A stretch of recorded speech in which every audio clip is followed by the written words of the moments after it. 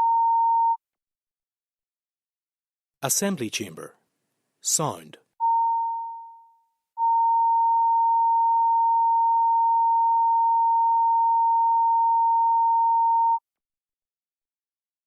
Assembly chamber.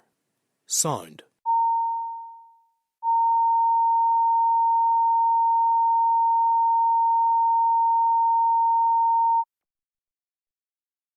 Assembly chamber.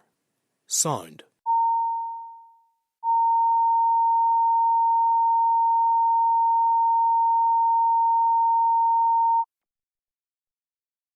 Assembly chamber.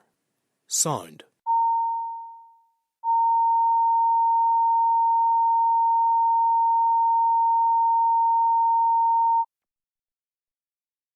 Assembly chamber. Sound.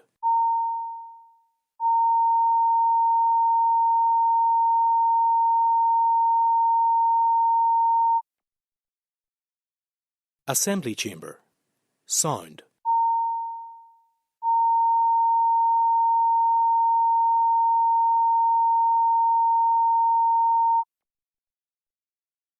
Assembly chamber. Sound.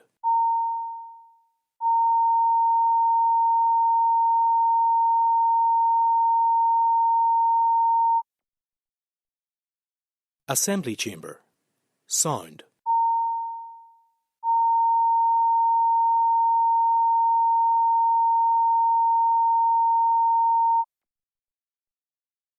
Assembly chamber. Sound.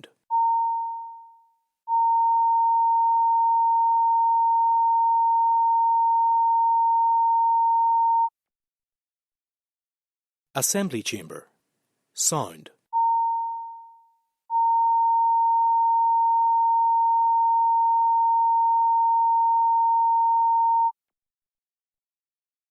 Assembly chamber. Sound.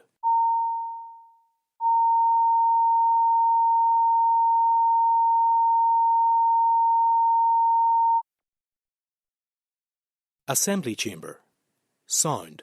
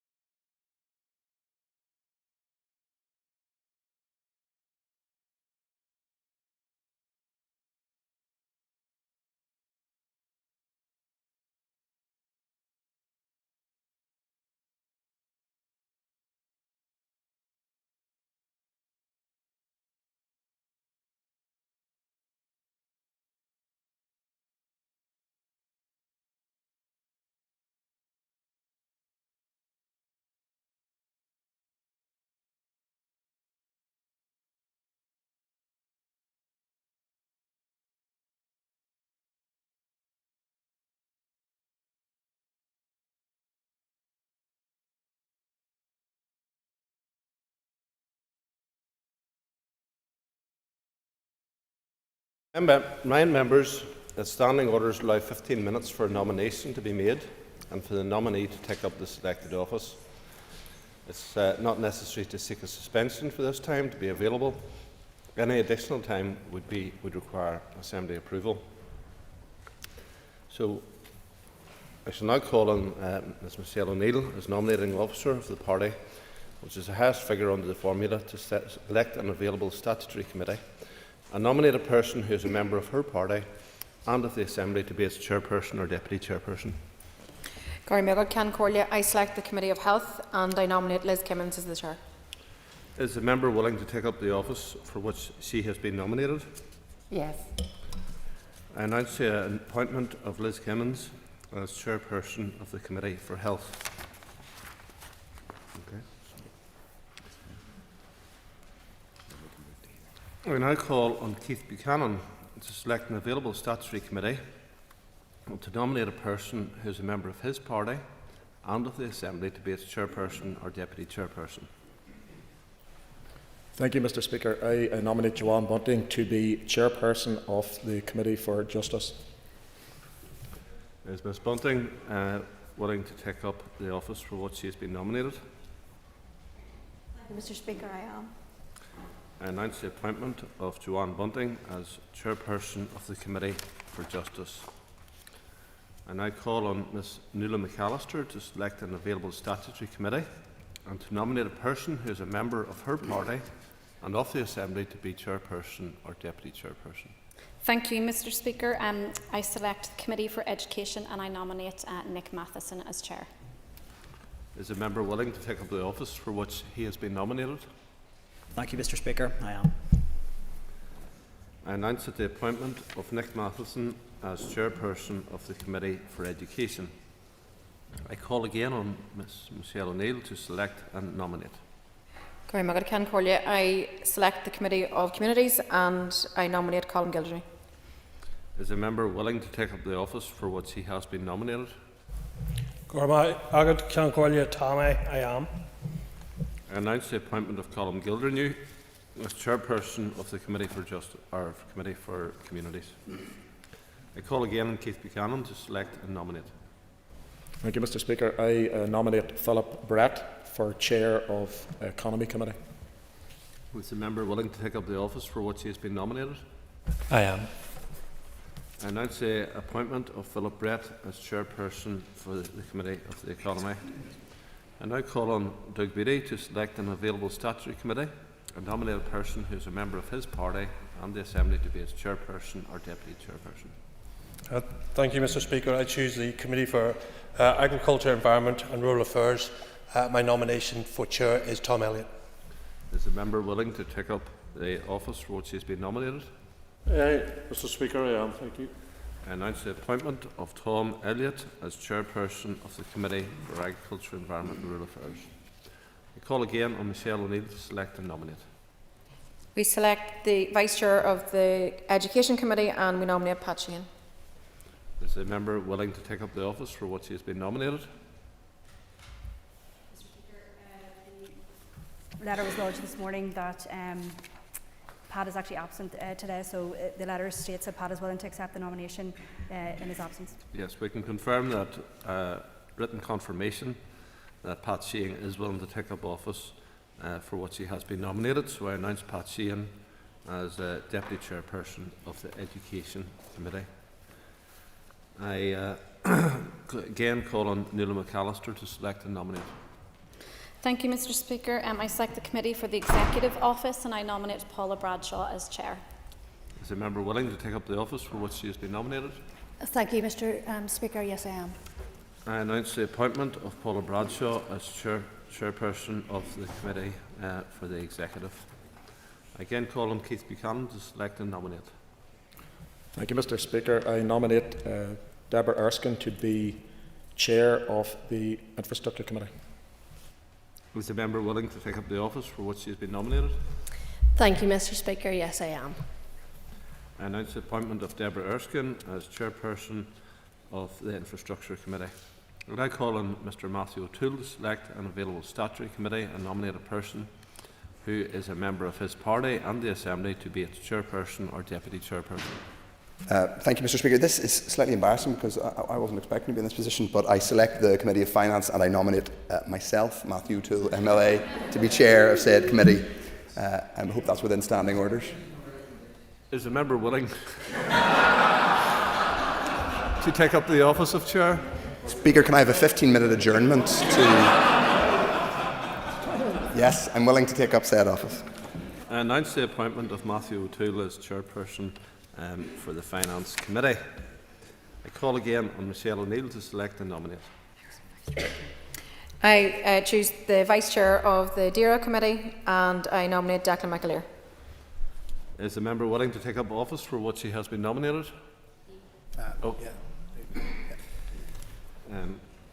I announce Declan McAleer as chairperson of the Committee for Agriculture, Environment and Rural Affairs. I call again on Keith Buchanan to select and nominate. Thank you. I nominate Diane Forsyth to be Vice Chair of the Finance Committee. Is the member willing to take up the office for which he has been nominated? Yes, I am. Thank you. I announce the appointment of Diane Forsyth as Deputy Chairperson of the Finance Committee. I call again on Nuala McAllister to select and nominate. Thank you, Mr. Speaker, and similar position to Matthew over there. I select the Committee for Health and nominate myself, Nuala McAllister, as Vice Chair. And is the member willing to take up the office for which she has been nominated?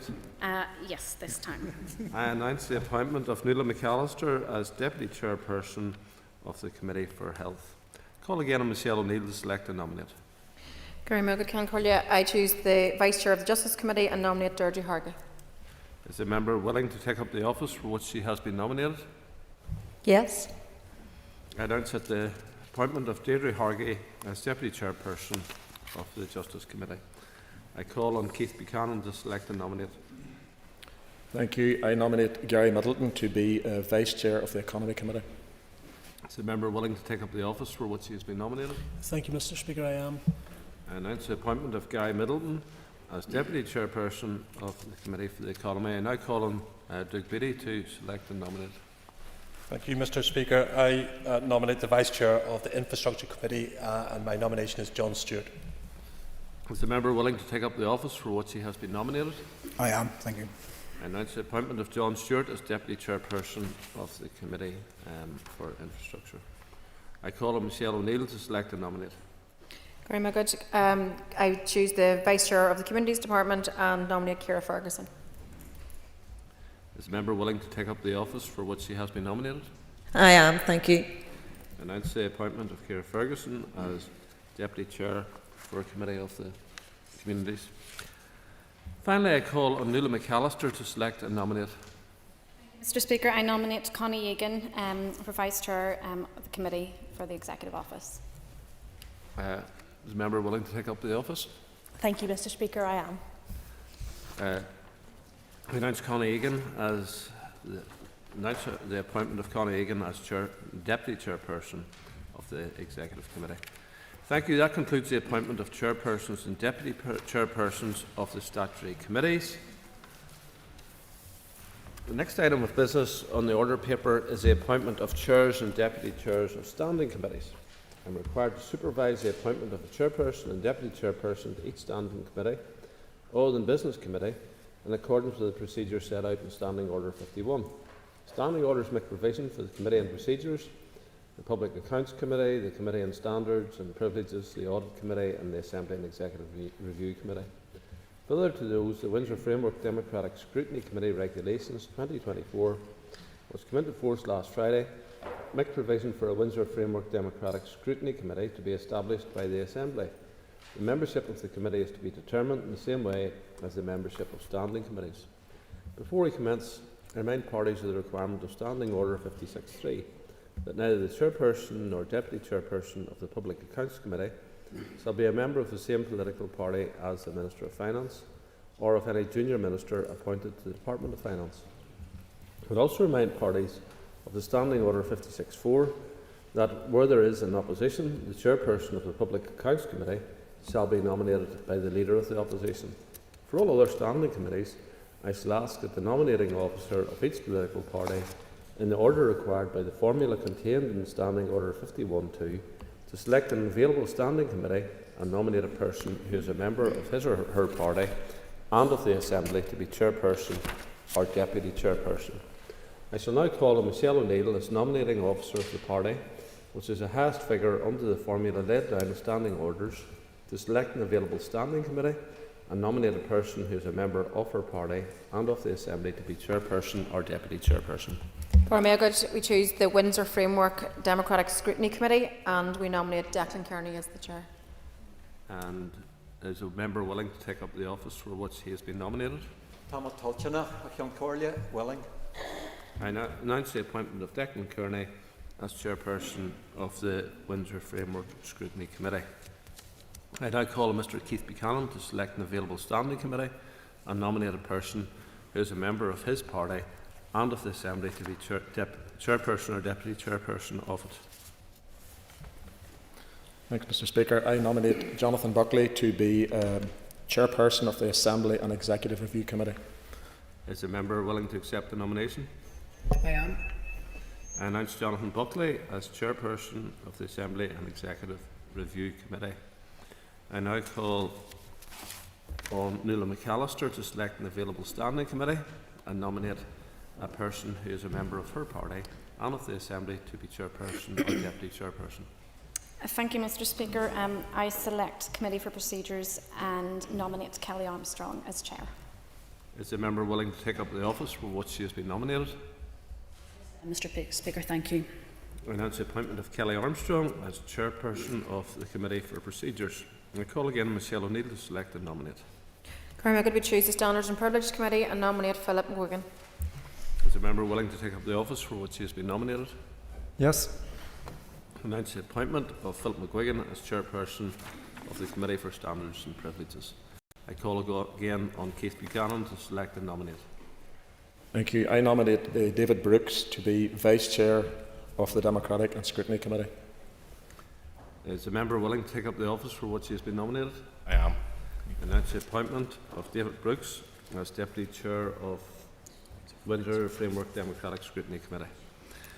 I now call on Mr Duke Beattie to select an available standing committee and nominate a person who is a member of his party and the Assembly to be the chairperson or deputy chairperson of it. Thank you, Mr Speaker. We select the Chair of the Audit Committee and our nomination is Alan Chambers.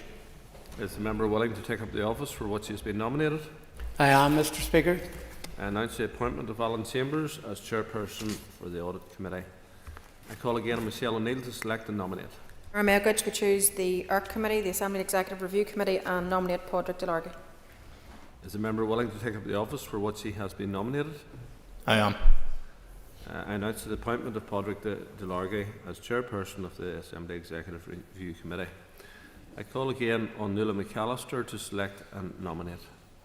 Thank you, Mr Speaker. I select Standards and Privileges and nominate Danny Donnelly as Vice Chair. Is the member willing to take up the office for which he has been nominated? I am, Mr Speaker. I announce the appointment of Danny Donnelly as Deputy Chairperson of the Committee for Standards and Privileges. I call again on Keith Buchanan to select and nominate. Thank you. I nominate Cheryl Brown-Lee to be Vice Chair of Public Accounts Committee. Is there a member willing to take up the office for which has been nominated? Thank you, Mr Speaker. Yes, I am.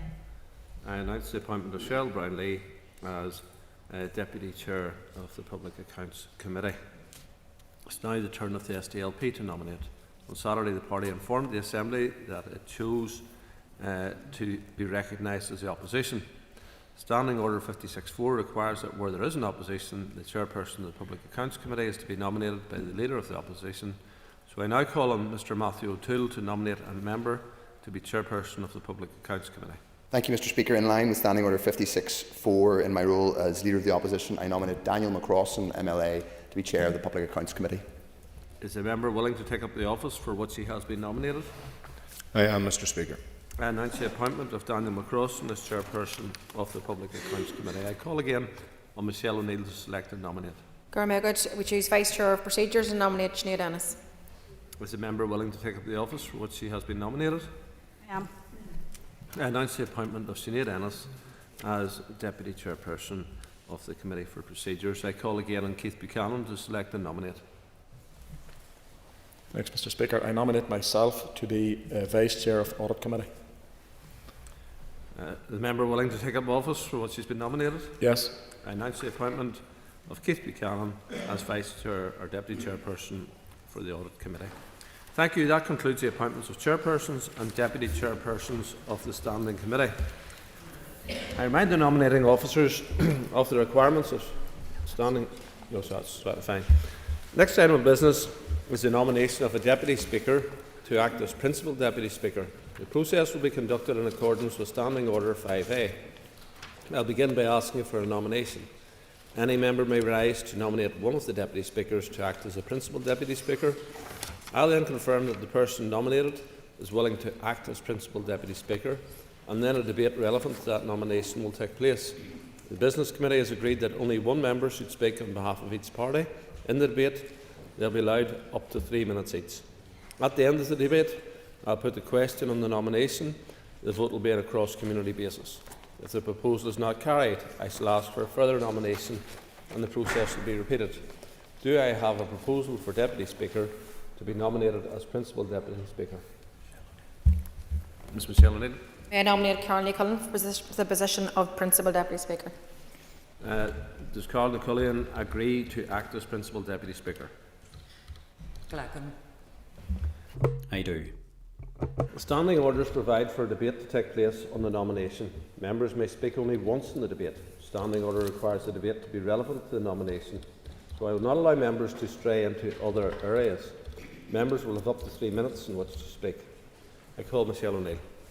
It's my privilege to nominate my colleague Carly Cullen for the position of Deputy Principal Speaker, and Carol's no stranger to many of the MLAs in this chamber, having been here since 2007 and held many roles across departments as Minister, as Chief Whip, and gives her enormous experience in terms of the operation of this place, the institution itself. I've worked with Carol myself personally for many, many years. She's always been a determined voice, not just for the people of North Belfast, but also for those people out there in society, the more marginalised sections of our society. So I have no doubt that when called upon, she will bring maturity and respect to her new role. She'll be a valuable support to yourself as Speaker and a huge asset to the Chamber. So with that, I am very delighted to nominate her as, not as Deputy Chief Constable for today, but for as Assembly Deputy Principal Speaker. I call Mr Jim Allister. Mr. Speaker, this is a wholly farcical position. It exercises no greater authority than a Deputy Speaker. And of course, it was brought in 2011 to stroke some egos so that the two big parties could demonstrate their superiority over the lesser mortals who are in the smaller parties. And so they puffed themselves up and decided, we need a Principal Deputy Speaker. And we'll get a nice plaque, and we'll put it on the door of a swanky office, and we'll pretend that this is a really forceful, important office. What a farce. And here we go again, appointing a Principal Deputy Speaker as a moment of showing to the lesser parties that they are lesser, and that the egos of the big parties are here to be stroked. And so today it is Ms. Carol McQuillan, and of course she's shown a propensity in the past to have an attraction to titles, because when she became a minister, her first appointment was her commander from the IRA in the jail, a murderer as special advisor, until thankfully we were able to put an end to that obscenity. And here she is now, Principal Deputy Speaker. It really is a farce, Mr. Speaker. And I hope it doesn't end in the same ignominy as the last Sinn Féin Principal Deputy Speaker, Miss Ruane, who even her party couldn't get her out of office or get her funds in that respect. But it does remind me that the previous Principal Deputy Speaker was a man of panache and ability, and I refer to the late Christopher Stalford. who filled that office, whatever the title, filled the chair with a great ability and great humour. And today one does think of his wife and his children and his sister and his mother, thinking of the manner and the indelible manner in which he conducted affairs in this House.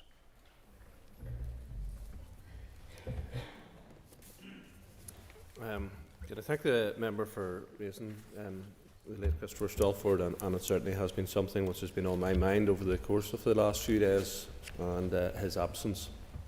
We now move to the next element, and that's to remind the Assembly that cross-community support is required. The question is that the nomination of Deputy Speaker Colin McGrath as Principal Deputy Speaker be approved. All those in favour say aye. Aye. Contrary, no. No.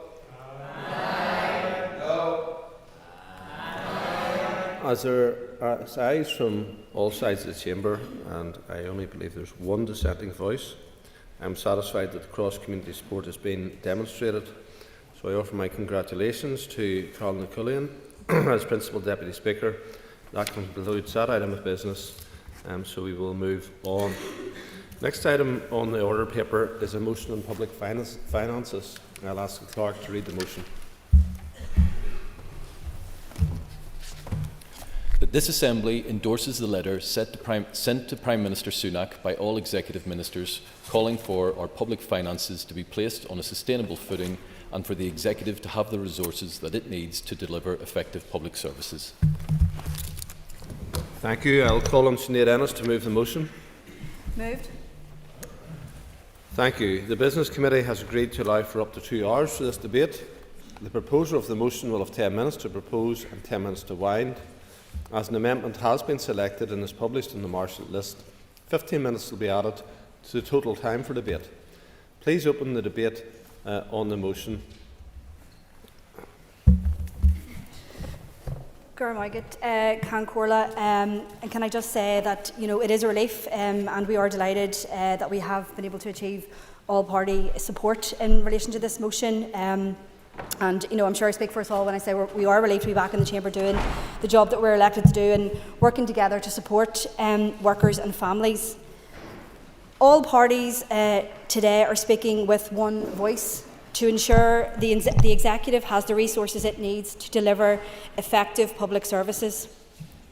Our public services have been devastated by a decade of Tory cuts and austerity. The money now available from the Treasury does not compensate for the funding that has been stripped from our public services, and that is totally unacceptable. I was struck by the absolute irony of the Secretary of State suggesting that we should focus on delivering public services when his government is solely responsible for the underfunding and damage done to those same public services. If we are to cut waiting lists across our health service, make childcare affordable, improve special educational needs services for children and young people, and give public sector workers the pay rise that they are absolutely entitled to, then we need the finances to deliver that. British Prime Minister Rishi Sunak heard that message yesterday during his engagement with the Assembly parties. The £3.3 billion funding package put on the table will bring short-term relief to executive departments, but it falls far short of what we are entitled to and what is required to efficiently run public services delivered on the basis of objective need. Just before Christmas, the British Secretary of State conceded that we have been underfunded for many years. That's an important and telling admission. I will. Early in the speech, and I do agree with absolutely everything that the member has said. I do agree that we've been underfunded. And I do, we've all signed up to the letter, but the other thing that the Northern Ireland constituents and the population has been subject to is 5 years out of 10 of a failure to have democratic assembly here. Could the member point out for me, and maybe the members to the right might answer and say, has there been any retrospective thinking from the two parties who have actually denied democratic access and systemic change in Northern Ireland, which is also has to be factored into the calculations of where we are today? Thank you, Member, for his question. I'd just like to remind him and everybody else around this chamber that today is a day for party unity. It's a day when we're here to talk about the shortfall in our funding package, and that's what we need to focus on, and that's how I expect everybody's remarks to follow today. I won't give way. Sorry, I'll just finish if you'll allow me. So just before Christmas, the British Secretary of State conceded that we have been underfunded for many years. As I said, that's an important and telling omission. But it needs to be followed by action and funding to address the underfunding and serious problems in our health service that has created. It is time now for a fresh look at the model of how we are funded. That's the conversations that executive ministers will collectively have with the British Treasury in the coming days.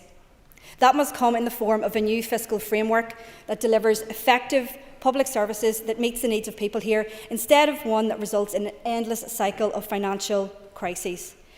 As I alluded to earlier in my speech, Mr. Speaker, and I'll probably finish on this point, the irony will not be lost on anybody that we had a British Prime Minister and a Secretary of State yesterday telling other people that they should not be talking about a border poll, that we should be focused on public finances. Well, I think my response to Mr. Sunak and to Mr. Heaton-Harris is, how about you take your own advice? The audacity of a Tory government to be telling anyone else about focusing on public services when they have made it the hallmark of their time in government to gut public services, to bring our health service to the point of collapse. So my response to him is, take your own advice. Give us what we need. Stop gaslighting us over our public finances. Give us what we need to effectively fund our departments, to fund public services, to rescue our public services, because that's what they need. And as I say, I'm delighted that all parties across this chamber have been united in signing the letter that will go to the British Treasury, and that will have supported this motion here today. So I look forward to hearing the rest of the debate. Garmagad.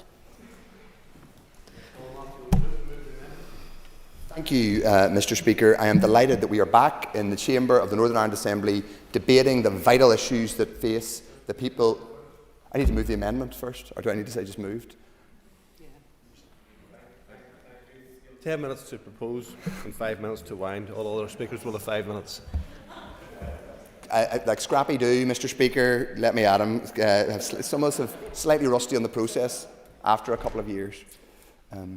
But look, Mr. Speaker, I'm delighted that we're back here in the Assembly chamber debating vital issues. Let me say, first of all, we were pleased to co-sign the letter with the executive parties, and I concur with Ms Ennis that the settlement from the UK Treasury needs to reflect the level of need in Northern Ireland. I would also pay tribute genuinely to the fact that all parties, including our party, which was not going to be in the executive, gave a unified message at Hillsborough Castle before Christmas, and since that there has been a long-term and unacceptable underfunding of Northern Ireland. That is not just the opinion of political parties here, it's obviously the opinion of the Fiscal Council, it's the opinion of the Fiscal Commission, various independent academics who have acknowledged that this place needed to be funded at need and that it wasn't. So I commend the letter and the motion in that respect. We have said consistently that we intend to be a constructive opposition. That role has two parts. First of all, being constructive. So we joined in agreeing with the letter, though we weren't signatories to it because we're not in the executive. We agreed and signed today's motion. But the second part is opposition. Opposition doesn't mean, as some have said, tearing lumps out of those in the executive, but it does mean offering challenge and scrutiny. Today, we've seen myself elected or nominated chair of the Finance Committee and my colleague Daniel McCrossan nominated as chair of the Public Accounts Committee. We intend to bring to those roles a seriousness of scrutiny and a sense of constructive opposition. And given that they both face into public finances, they are very relevant to the motion and the amendment we are debating today.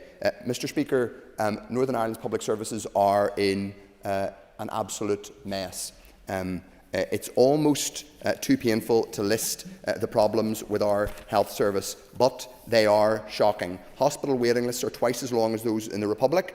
They are not just the longest in the UK, they are among the longest in Western Europe. Cancer waiting times are far ahead or far behind of their targets, and we know what public sector workers are having to endure. Many of us have been on the picket lines in recent weeks talking to them, not just talking to them for politicking sake, but talking to them because they're our constituents. They're teachers, nurses and classroom assistants who cannot afford, in many cases, to put petrol in their car to get to their place of work and serve all of us.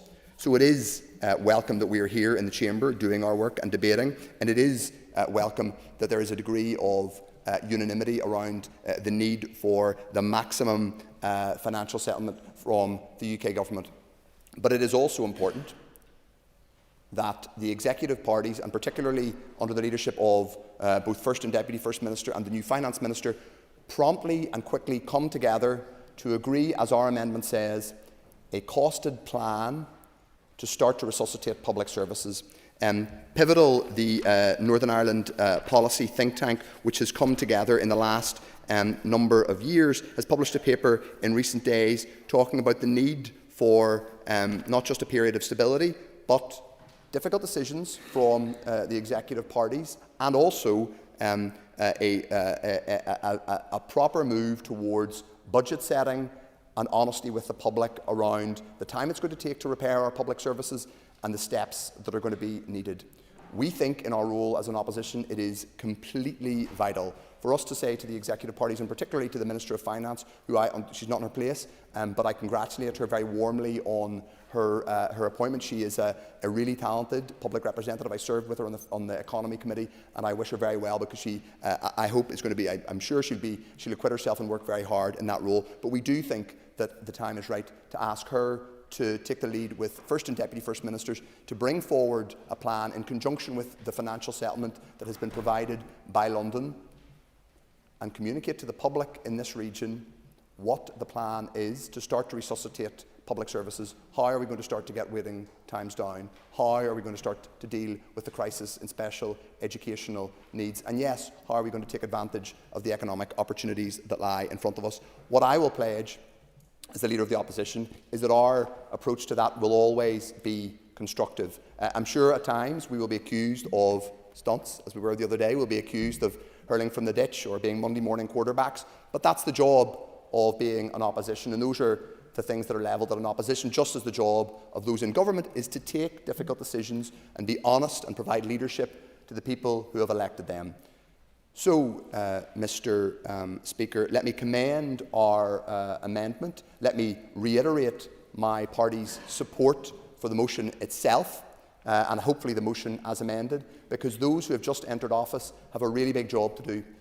What I promise them is we aren't going to be unreasonable, we aren't going to be unfair, and we aren't going to carp, but we are going to be robust, serious and fair, and we are going to, on behalf of the people who have elected us, ask fair questions and ask, as our amendment calls for a plan and for honesty, for a plan to deal with the crisis in our health service, a plan to deal with the crisis in special educational needs, a plan to allow working parents to come close to the support that working parents get in other jurisdictions to deal with the crippling cost of childcare. Those are promises that have been made to the public in Northern Ireland in recent years, and we intend to ensure those promises are kept, and we will do our best to work with the executive parties to ensure that they are. Thank you very much, Mr. Speaker.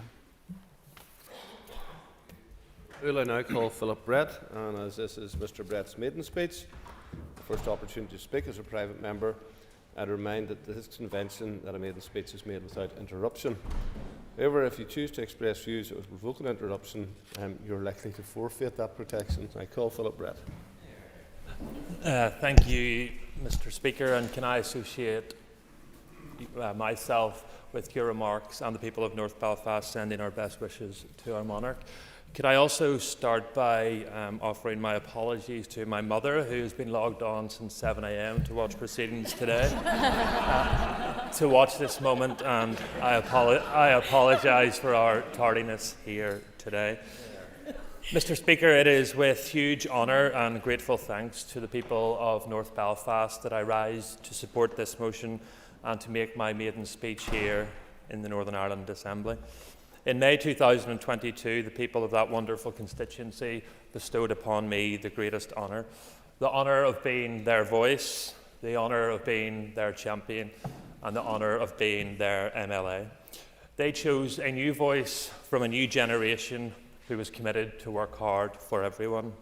They elected me to be on their side and to fight their corner, and they supported me in my vision to ensure a better and brighter future for everyone who calls North Belfast home.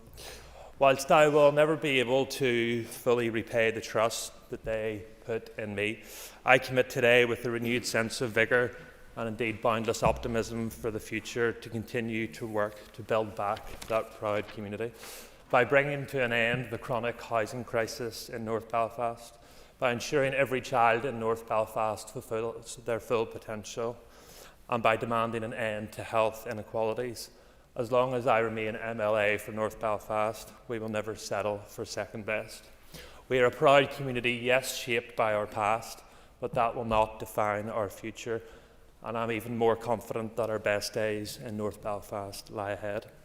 Whilst, Mr. Speaker, time will not allow me or permit me to thank all those deserving, I only stand here thanks to the loyalty and support of my friends and family, and to them I owe a huge debt of gratitude. I want to pay a particular tribute to the former member of this House and the other place for putting his faith in me, the faith and trust that Nigel Dodds placed in me, a 20-year-old who wanted to make his community that he loved a better place, is something that I will never forget. So for that, Nigel, I will be forever grateful. But for me, Mr. Speaker, it cannot simply be about holding office. It's how we use that office to improve the lives of every person that lives in our society, and that's why this motion is so important. It would be remiss of me not to credit the start of this process to our Deputy Leader, Gavin Robinson, who put in the hard yards to ensure that we proved and got agreement that Northern Ireland has been underinvested in, who busted the myth peddled by others that hundreds of millions of pounds sat in a dormant bank account, and who forced the government to recognise that we were funded below our level of need. But now, together, this House and this place, we must finish that job together. The money secured from the government is both important and welcome. It does not, however, provide the long-term sustainability that is required. Maintaining services in the here and now to simply make drastic cuts in the future cannot be and will not be a tenable or acceptable way forward. The cost of living crisis, the disparity in public sector pay, industrial action and the further deterioration of public services will be something, I'm sure, which will unite this House to work together. There was a rightful public expectation that the funding secured would meet the public sector pay disputes, but I think all members now recognise that we need to get a long-term sustainable basis for that to ensure our hard-pressed public sector workers get the pay rise that they deserve. The public will rightly judge this place and this House simply not on returning, but how we use this House and this place to deliver on the issues that matter to them. That includes the transformation of our health service and driving down waiting lists. That includes providing hard-working families with the childcare support that they need. That includes ensuring innocent victims receive their victims' pension without delay. And that includes ensuring and delivering jobs to every region and every part of this place. The collective will of this House will be a clear sign to the government that Northern Ireland deserves better. The Democratic Unionist Party, with all others, will work to ensure a better and brighter future for all the people of Northern Ireland, and I urge all parties to support the motion. Thank you, Mr. Speaker. Mr. Owen, and again, as this is Mr. Tennyson's first opportunity to speak as a private member, I remind the House that the convention that a maiden speech is made without interruption. However, if you choose to express views with broken interruption, you're likely to forfeit that protection. I call Mr. Owen Tennyson. Thank you, Mr. Speaker. And first of all, may I congratulate you and your team of deputies on your appointment, and also wish the First Minister, the Deputy First Minister and each of their executive colleagues well as they embark on this new endeavour. Mr. Speaker, I am hugely grateful to the people of Upper Bann who have placed their trust in me, and it is a huge honour to represent them in this Assembly as the first Alliance MLA in that constituency.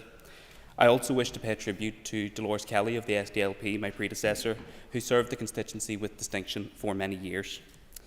There have been a number of historic firsts this week, Mr. Speaker, and it would be perhaps remiss of me not to mention at the outset the historic moment on Saturday when my party colleague Andrew Muir, MLA, was installed as the first openly gay executive minister.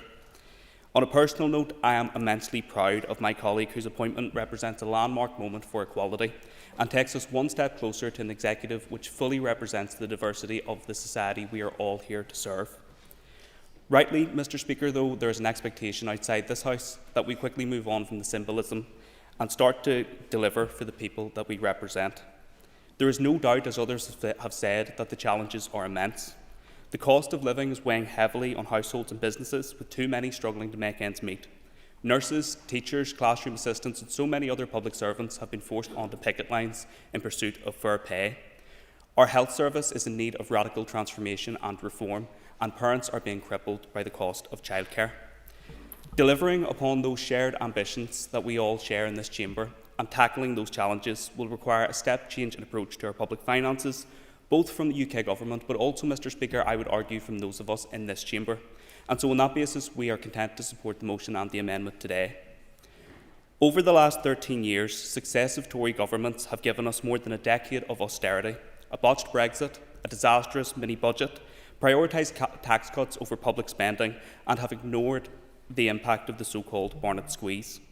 The constraints which flow from that are impacting right across the UK, but are perhaps most acute here in Northern Ireland, as attested to by the Fiscal Council, as we are the only devolved administration which is currently funded below its independently assessed level of relative need. It is welcome that this is now a matter of public record and that in recent negotiations the UK Government conceded this fact. It is inconceivable, therefore, that the Government would continue to wilfully underfund Northern Ireland on this basis. And yet, Mr. Speaker, that's exactly what the Government proposes to do. The adjustment to our funding formula diagnoses the problem, but ultimately fails to remedy it. Instead of being applied to baseline Barnett, as is the case in the Welsh model, the formula operates not as a fiscal floor, but as a fiscal ceiling, with funding per head slowly gliding towards a point below which we should never have been allowed to fall in the first place. The deal that the Government has put forward is imperfect. It is not a guarantee of long-term financial sustainability. It does, however, provide space and time to engage with Treasury on a more sustainable financial framework when the £3.3 billion runs out in 2 years' time. Crucially, with the Executive now restored, we now have a stronger collective position from which to negotiate rather than a separate and disparate political voices. To inform that negotiation, Alliance proposes the establishment of an independent commission to set out recommendations pertaining to our funding formula and fiscal framework, drawing on the experience of the Holtham Commission in Wales, to ensure that our funding model is built on evidence rather than political horse trading. We must also be honest, however, Mr. Speaker, that it is simply not possible to have sustainable public finances without sustainable political institutions. Stop-go government has impeded our ability to deliver good governance, has undermined the Executive's ability to transform public services and make the necessary changes in terms of tackling the cost of division. It is therefore regrettable, Mr. Speaker, that given the opportunity on Saturday by the opposition and again here today by Mr. Butler to commit not to collapse these institutions for the remainder of the mandate, that neither the First or Deputy First Minister were able to commit to do so. It underlines again the need for reform of the system to ensure that these institutions can never again be collapsed, to protect our people, our public services and our public finances.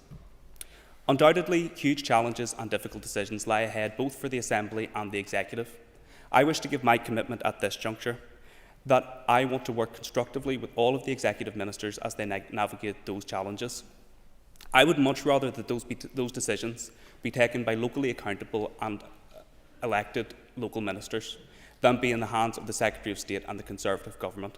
So I wish those ministers well as they proceed. Thank you. I call Dr. Steve Aiken. Indeed, Mr. Speaker, and may I start by congratulating Mr. Tennyson and I was going to congratulate Mr. Brett, who seems to have disappeared off for his lunch, on their maiden speeches. And I thought they were both good examples for what we should all be alluding to and moving ourselves towards. Mr. Speaker, the Ulster Unionist Party will be supporting both the motion and the amendment. But there are issues here that we need to be aware of. And I notice Jane Brady's in the building at the moment. We have until May to get a plan together that we can present to the Chief Secretary of the Treasury to enable to unlock funds for both stabilisation and transformation.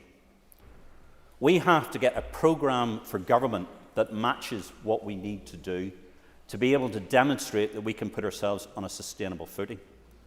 And I welcome the idea of having an independent commission to look into, as Wales did, about the relative levels of funding.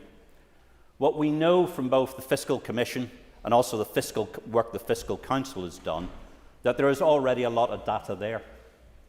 And we need to be in a position where we can make a strong and arguable case that Northern Ireland's level of need is where it should be. But we also have to realise that when we compare ourselves to Wales, the North East and North West of England, Devon and Cornwall, and other areas in our nation, we have to be cautious about how we approach that. Because using the Fiscal Council's own figures, we can see that in some areas where we pay several £100 less than those areas. Unless anybody thinks that this is just an issue of Northern Ireland and an issue to do with the rest of the United Kingdom, we would be paying thousands more if we were part of the Republic of Ireland. These are really significant issues that we need to look at, and we need to manage where we're going forward. But the one thing we have to do is we need to think about a plan for growth and a plan for opportunity. For many of us who sat in Hillsborough Castle for far too long and in numerous conversations about what we're trying to do about improving our finances, the most significant point we talked about was prosperity and how we can get that growth agenda moving. We need, Mr. Speaker, to shift the dial. And it's regrettable in a way, I suppose, that both the Economy Minister and the Finance Minister isn't here, but the Ulster Unionist Party on several occasions, and indeed all the way back to 2010, had always made proposals about changes in corporation tax. We are now, whether we like it or not, we are in the single European market for a lot of our businesses and our trade and our economy. Yet we are absolutely penalised by the fact that we are dealing with a corporation tax level that is uncompetitive with the rest of this island. We need to be in a position where we can argue strongly that we need to get our corporation tax to the OECD level of 15%. Certainly. For the member give away and congratulate him on his appointment as Deputy Speaker. It sounds like he's arguing in favour of an all-island economy and greater harmonisation. Can I assume that he and his party will be making those arguments inside the Executive Chamber? The member has an extra minute. Thank you very much indeed. And here's the circumstances. We didn't ask to be put on an all-island economy. But we have businesses in Northern Ireland that have to compete on an all-island basis. But they're hampered. We should be making a very strong case to get corporation tax down to 15%. And as I did say, for those of us who were in Hillsborough Castle, I did say to the member from the Treasury, who said he looked at me a bit askance, and I said, we didn't ask for a border to be put in the Irish Sea. It's there. What we need to be able to do is make sure our businesses are not damaged by that. And one of the things that I would hope that the First and Deputy First Ministers, the Economy Minister and the Finance Minister will be arguing for is corporation tax to be lowered to 15%. I would also like to see, as we move forward, we need to start seriously thinking about fiscal responsibility and where that lies. There are going to have to be difficult decisions that need to be made. The Health Minister has already started to make those difficult decisions, but other departments are going to have to do exactly the same thing. We're going to have to bring forward things like mutualisation of Northern Ireland water. We're going to have to bring forward how we look at the Northern Ireland Housing Executive. These are really big issues. But for the First and Deputy First Ministers and the rest of the Executive, we need to get on with it, because this is February. In May, we need to be making our case with the Chief Secretary of the Treasury, and time is running out. So I would encourage everybody to start thinking fiscal responsibility. And I welcome the new Chair of the Finance Committee. We did have some fun, Matthew, didn't we? I welcome the fact that we are now beginning to take this. Sorry, I'll do that from the... Don't shunter from a sedentary position now. Sorry, through the chair. I've read my notes about being a Deputy Speaker. We must be in a situation where we take this seriously. We can't keep on kicking us down the road. We've got to make difficult decisions, and we have to make them now. That is something that we must be pushing forward to do.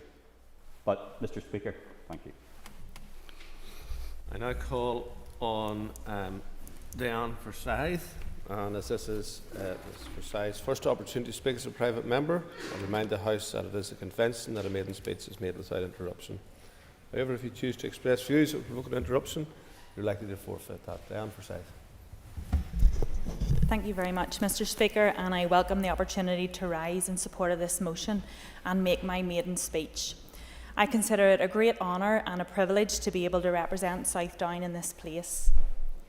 I'm a proud Mourne woman from a small village, Ballymartin, at the foot of Slieve Binnion.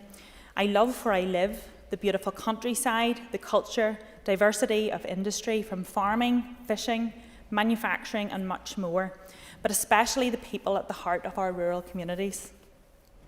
Southdown is large geographically, but it's made up of many individual core rural towns and communities, from Kilkeel, Annalong and Newcastle, over the mountains to Rathfriland and Catesbridge.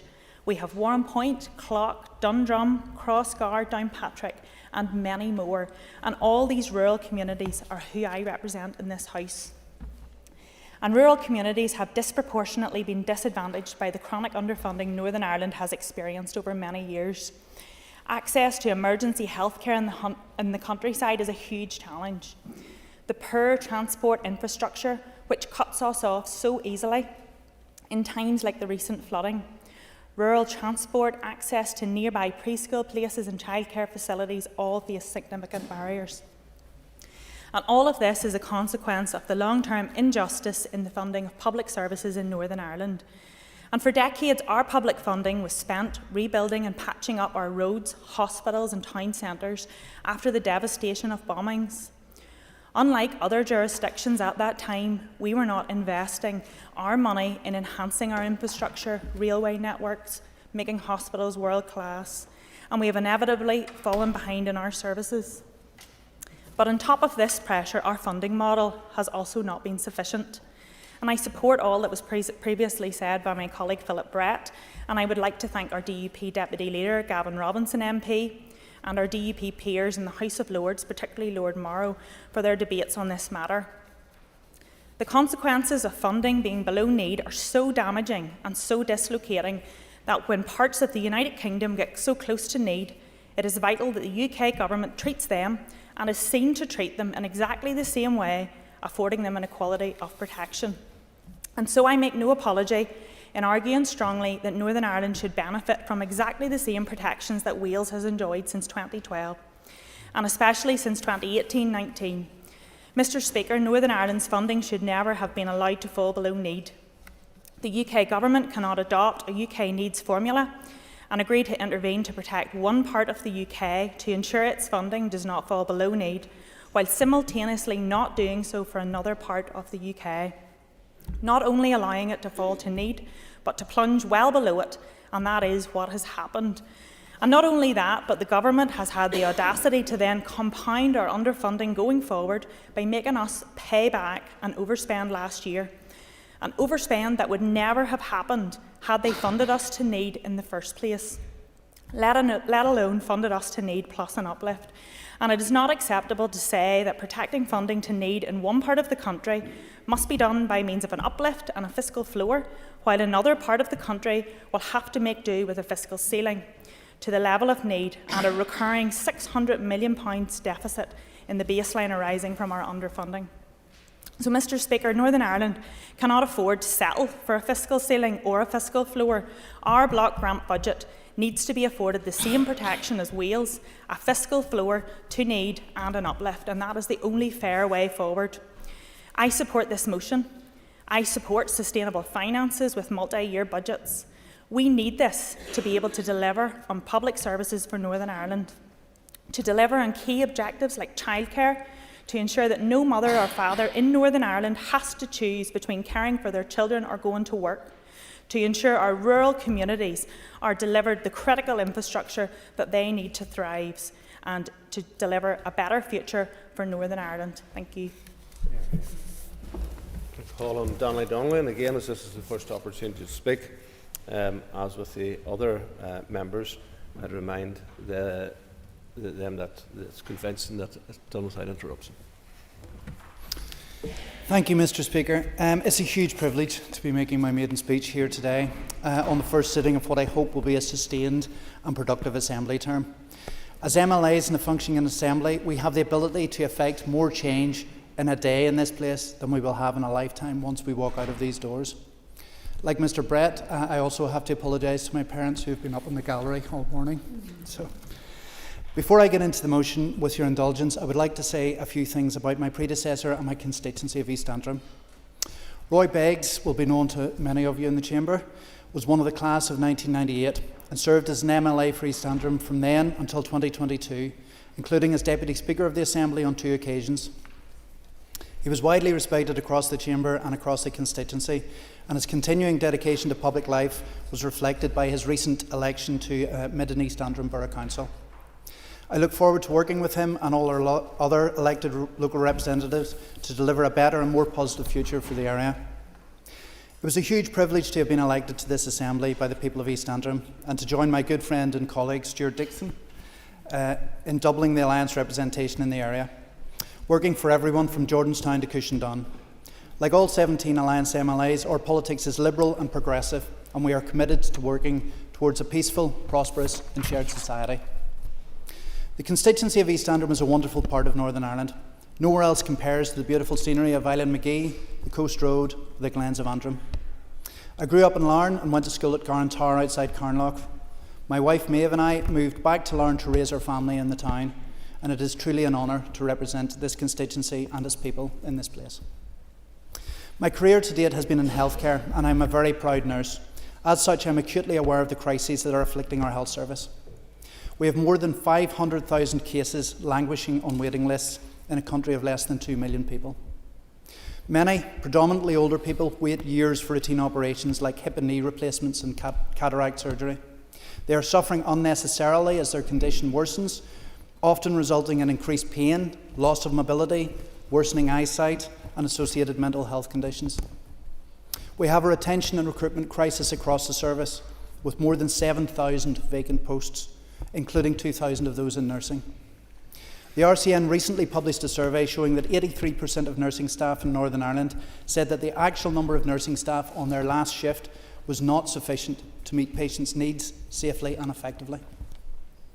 As well as fair pay, safe staffing was a key factor for many striking nurses in the recent industrial action. It is something I am passionate about, and I hope to see a safe staffing bill delivered by the Assembly to protect patients and improve the working lives of nursing staff. Many of our healthcare staff feel overworked, burned out and undervalued, and this needs to change. Our A&E departments are regularly full of patients waiting to be admitted to wards that have no beds available for them. Indeed, the wards regularly have extra patients lying in undignified corridor beds, pushed wherever there is space for them. Ambulances that cannot safely discharge patients in the departments end up stacked outside with their patients in the back of them for many hours at a time. We know that extended stays in A&E are associated with longer stays in hospital and even with increased mortality rates. Overcrowding is a major threat to public health. There's a huge issue with how we care for older people in the community. There's a critical shortage of care packages, and this means that people who are well enough to be discharged from hospital end up staying as inpatients because their needs cannot be met at home. It is essential, therefore, that people are attracted into working in domiciliary care and not pushed out of it. We all know that we have to reform our health service, and the Bangor report has been sitting on the shelf since 2016. All the main parties have pledged to support the Bangor principles, and there has been a missed opportunity here. We could have been 7 years into a 10-year programme of reform by now. We cannot miss another. Inaction is no longer a choice. There is no point in transforming something if you can't make it stable. We need funding for transformation and for stabilisation. This is first and foremost a finance issue, and I support this motion, as all our public finances, including the health service, need to be placed on a sustainable footing, and the Executive needs adequate resources to deliver effective public services. I also wish to congratulate Minister Swan on returning to the role he held from 2020 throughout the pandemic. He is clearly experienced and knowledgeable and is well respected across the health service. I know the issues I highlighted and many others affecting the health service will be familiar to him. It is worth being clear from the outset that where the Minister is willing to proceed with tough decisions to deliver on transformation and improvement of health and social care, he will be able to rely on our party's full support. And if we disagree, we will seek to be constructive. Thank you, Mr. Speaker, and I think it would send a powerful message if all MLAs supported this motion today as a signal of our intent to work together to improve public services for everyone in Northern Ireland. I call Mike Nesbitt. Thank you very much. May I congratulate those who have made their maiden speeches, Mr Donnelly, Ms Forsyth, Mr Tennyson and Mr Brett. I see Mrs Brett has just noticed I've got to my feet and she's logged off. Mr Speaker, I come to speak in support of the motion. I'm not going to oppose the amendment, but I do think it conflates matters a little bit, because the amendment, it seems to me, is dealing with the short-term pressures that we as an executive and assembly have to deal with, whereas the motion is about sustainable long-term funding from London. And I don't think we've always had fair and equitable funding coming out of the UK government. In fact, it's not always been generous. And looking around the chamber, there won't be that many who, like me, remember that famous moment in 1974, when the then Prime Minister, Harold Wilson, described us all as spongers. Well, the block grant is not about being a sponger. The annual subvention is about giving us the tools we need to run the country. In fact, I can't describe it better than another Harold McCusker, who said the following in the House of Commons in November 1985. He said, "I can accept money from the richer parts of the United Kingdom being given to Northern Ireland if it is the decision of the Parliament of the United Kingdom to redistribute the UK's wealth to the poorer parts. However, I cannot accept and I do not want UK charity." So the block grant is not UK charity. The block grant is about giving us the appropriate financial tools to ensure that our people prosper. You're very keen. After 2 years, Mr. Nesbitt, thank you for giving way. I appreciate his comments in relation to our amendment. I would just say gently about it. They're designed to be constructive and complementary, and I think that some of those urgent public service resuscitation plans are exactly related, and they're related in the public mind to long-term sustainable financing. You'll note in our amendment it doesn't call for that plan to be delivered tomorrow or next week or next month, because that would be unreasonable, but it is about linking the two, which is important. I don't think Harold Wilson in 1974 was talking about all of us. I think he had in mind a particular group of people who were blockading some of the roads outside this building, but anyway, that's one for the historians. I thank the member for his intervention. On the second point, that is a matter for interpretation. On the first part, yes, they are complementary, but I would rather keep the focus on what the UK government is and is not doing for us financially. To go back just to 1998, the buzz phrase, members will remember, was the peace dividend. And that was a financial thing. We were saying that if we stop spending tens of millions, as we have to, on security, we free up that money to invest in the economy and therefore in our people, in prosperity. And it seems to me, 25 and a bit years later, far too many people haven't had a taste of that prosperity agenda. And for example, I point out the shocking levels, the truly shocking levels of economic inactivity in our society. And so what we need to do is to attack the barriers to people becoming economically active, and I can think of no bigger barrier than the lack of accessible and affordable childcare, and I'm glad to see that I believe the Executive is going to make affordable, accessible childcare one of the key priorities for the rest of this mandate. You can't fix the lack of affordable, accessible childcare unless you've got appropriate funds to do so. And I do understand that we have to put a focus on the current pressures, not least the public sector pay deal. But we also have to think about infrastructure. Otherwise, we're going to shortchange the next generation. And if we think about transforming the health service, It seems to me what we have to do is take a blank map of Northern Ireland and populate it with the ideal National Health Service structure, then take the map of where we are and figure out how we get from A to B in simple, affordable steps. And those steps won't be affordable unless we get the appropriate help out of London. I'll finish, Mr. Speaker, by mentioning one thing that's in the letter to the Prime Minister and one thing that is not, that fascinates me, I'm curious about, and maybe the First Ministers can address. What is in is a call for a fiscal reserve, and I think that makes enormous sense to have that kind of rainy day money, because what happens come the next pandemic, holiday pay, the MacLeod judgment, all these things come upon us, and we don't have a reserve to help us start to work our way through that fix.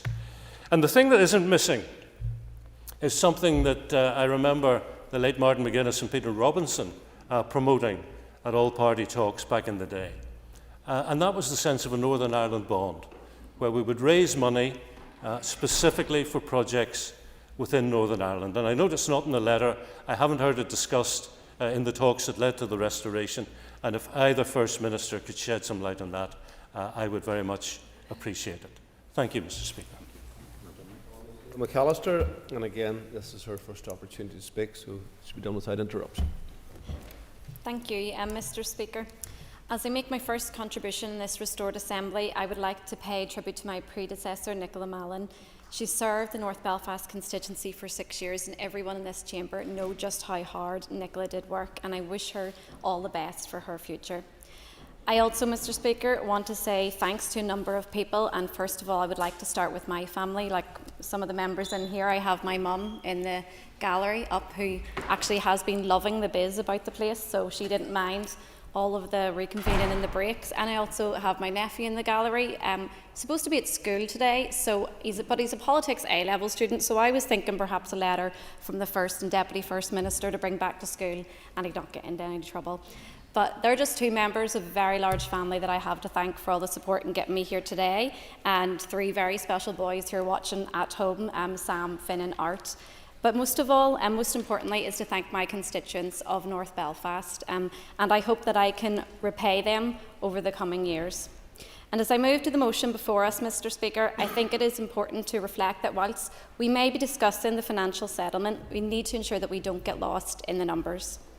We must not forget the impact that the previous year's budget has had on people, schools, hospitals, businesses and the entirety of our society. There are clear examples of this in my North Belfast constituency. Schools across North Belfast are in dire need of adequate resources to ensure our young people receive the education they deserve. Schools like Belfast Boys Model, Stanhope Street Nursery School, Glengormley Integrated Primary have been waiting for capitals works to be approved or works to be completed, works that would free up much needed resources or additional places for students. Our teachers and classroom assistants in all our schools deserve to be paid fair wages. Instead of using resources to teach, resources are being used to plug gaps and gaping holes across our education system. It is clear from the financial package that we have already won the argument for financial reform. The UK government has accepted that Northern Ireland is funded below the level of need. Mr. Speaker, our underfunded finances, coupled with years of Tory austerity, has had devastating consequences. Research undertaken by the Northern Ireland Anti-Poverty Network last year showed that North Belfast had the highest rate of child poverty in Northern Ireland at 27.6%. Organisations like North Belfast Advice Partnership work to address the crisis, but with Bernardo's UK finding that the 2-child limit impacts over 1,000 households in North Belfast, we cannot leave this to our community and voluntary sector. Adding to that, Mr. Speaker, a report from the Mental Health Champion last year reaffirmed that poverty can have extreme adverse impact on mental health, something which is acutely clear in North Belfast. Where mental health services have fallen down, excellent community organisations have stepped up. PIPs on the Antrim Road, for example, provide outstanding mental health support services, from counselling to crisis support, to people in North Belfast and beyond. However, this crucial support should not fall solely to an under-pressure, underfunded community and voluntary sector. Our health service, including mental health support, must be sufficiently funded. It is literally a matter of life and death. But our health services have been crippled by the dire financial circumstances that we find ourselves in. And I took the opportunity to join public sector workers on the picket lines in North Belfast a few weeks ago. Speaking to workers from the Mater and Royal Victoria hospitals, their commitment to our health and social care services was undeniable. If we do not pay for our wages, we will literally drive away those dedicated workers. We not only feel the impact on our health and education system, but on our economy too. In the past 2 years, our people have not been able to reap the benefits of any new Barnett consequentials and the impact any additional finances could have on our economy. We could have had a bespoke, affordable childcare system implemented so that parents in all of our constituencies are helped back into the workforce. More money in parents' pockets means a more thriving local economy. Our public finances must also enable safer communities. We need to properly fund our police service so that we can protect neighbourhood policing, which is fundamental to our communities. And in North Belfast, we feel that squeeze just as much as any other constituency in which boots are being pulled from frontline policing. Mr. Speaker, I'm glad that you indulge my slight sidetrack into North Belfast, but it is important that we highlight the executive approach to public finances is about all of our constituencies, about all of our people benefiting, and for that I hope that every party and every member can support the motion today. Thank you. Thank you, Mr. Speaker. I wish each of the incoming speakers, ministers well, and whilst we as an Assembly have a very important role to hold them to account, ultimately it is in our interest and all of those people that we represent that for this new executive to succeed. There is a little other way to describe the pressures weighing down across so many public services than crisis. And whilst the word has often been bandied about in Northern Ireland throughout each of the respective political impasses, on this occasion we really are facing an emergency and a dire position. Recent weeks have seen unprecedented industrial action and disruption, but even more serious is a perilous state of essential and life-dependent services. That, of course, is no more important and apparent than in our health service, and indeed just this morning we learn of the pressures being faced by our children's hospice. As this is my first opportunity to do so on the record, I want to wish that Minister in particular well in the mammoth task he has ahead of him. And whilst we may be the smallest party in the executive, once again I'm proud that the Ulster Unionist Party demonstrated bravery and commitment in stepping up and taking by far the biggest department of all. And with health being so big and so far-reaching, it's perhaps unsurprising that when there are constraints in public finances, that the implications are often felt greatest in health. And equally, when pay awards can't be delivered, it's often our health workers that experience the immediate inequity. The previous 2020 executive made a very clear and welcome decision to support Robin Swan's ask to restore and maintain pay parity for health workers. Unfortunately, due to subsequent budget and political barriers, that pledge was no longer maintained after he left office. But I don't want to make political points today, Mr. Speaker, either, because to all their credits, I believe all political parties are now on record as saying they want to see the reinstatement of pay parity. So I very much welcome the fact that there has been significant funding set aside in the recent package for public sector pay, but whilst it may be a big figure, it's not a sufficient figure to meet the full range of cross-departmental pay demands. So I wish the Executive well in their request for sufficient funding. There are so many areas within the Health Department that could really benefit and deserve from immediate financial intervention. Primary care, social care, and the full slate of initiatives and previously published plans that are ready to go. But the one that I want to focus on today is the funding needed to tackle our truly appalling waiting lists. While I acknowledge that funding alone won't be enough, Without adequate resources and without the necessary workforce, we'll never be able to turn the situation around. And that was a point well made in previously published elective care framework. And again, just like restoring pay parity, I think all parties in this chamber are at one in terms of recognising tackling waiting lists to be an absolute priority. So I look forward to us all working collectively in the weeks and months ahead on that. But doing so will require sustained investment. Whilst money from the recent package, especially that set aside for stabilisation, will help, we need to recognise that sporadic allocations here and there simply won't work, and nor will single-year budgets provide the sustainability that we need. So during their engagement with the UK Government, when our new First Minister and Deputy First Minister and Finance Ministers are all making the case for additional funding, I'd urge them to keep to the forefront of their minds the absolutely horrendous position currently facing so many of our patients and so many of our staff. Thank you, Mr. Speaker.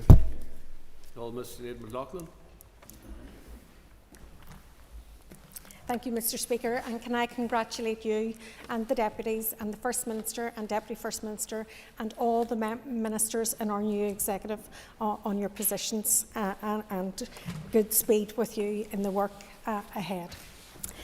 As this Assembly begins its work, it is clear that the Executive has a huge job ahead when it comes to our public finances.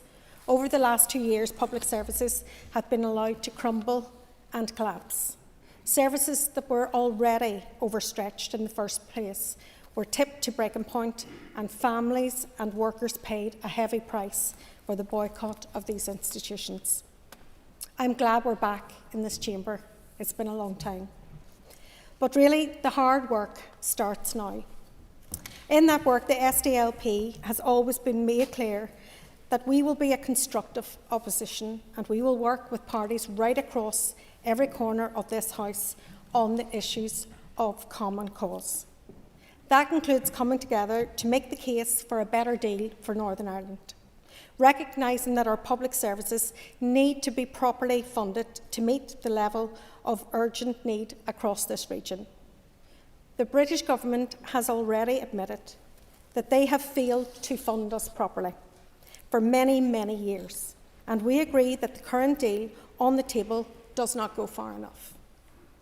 We cannot allow Northern Ireland to be trapped under a fiscal ceiling and permanently disadvantaged.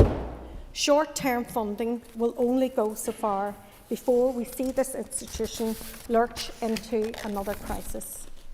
Immediate and durable changes are undoubtedly needed, and the truth is that we are already years behind when it comes to implementing the changes that we need to see. The British Government must listen to the united voice of the parties in this chamber. However, we need to be very clear on this point and on the responsibility of the executive parties. After years of chaos and collapse, people want to see delivery.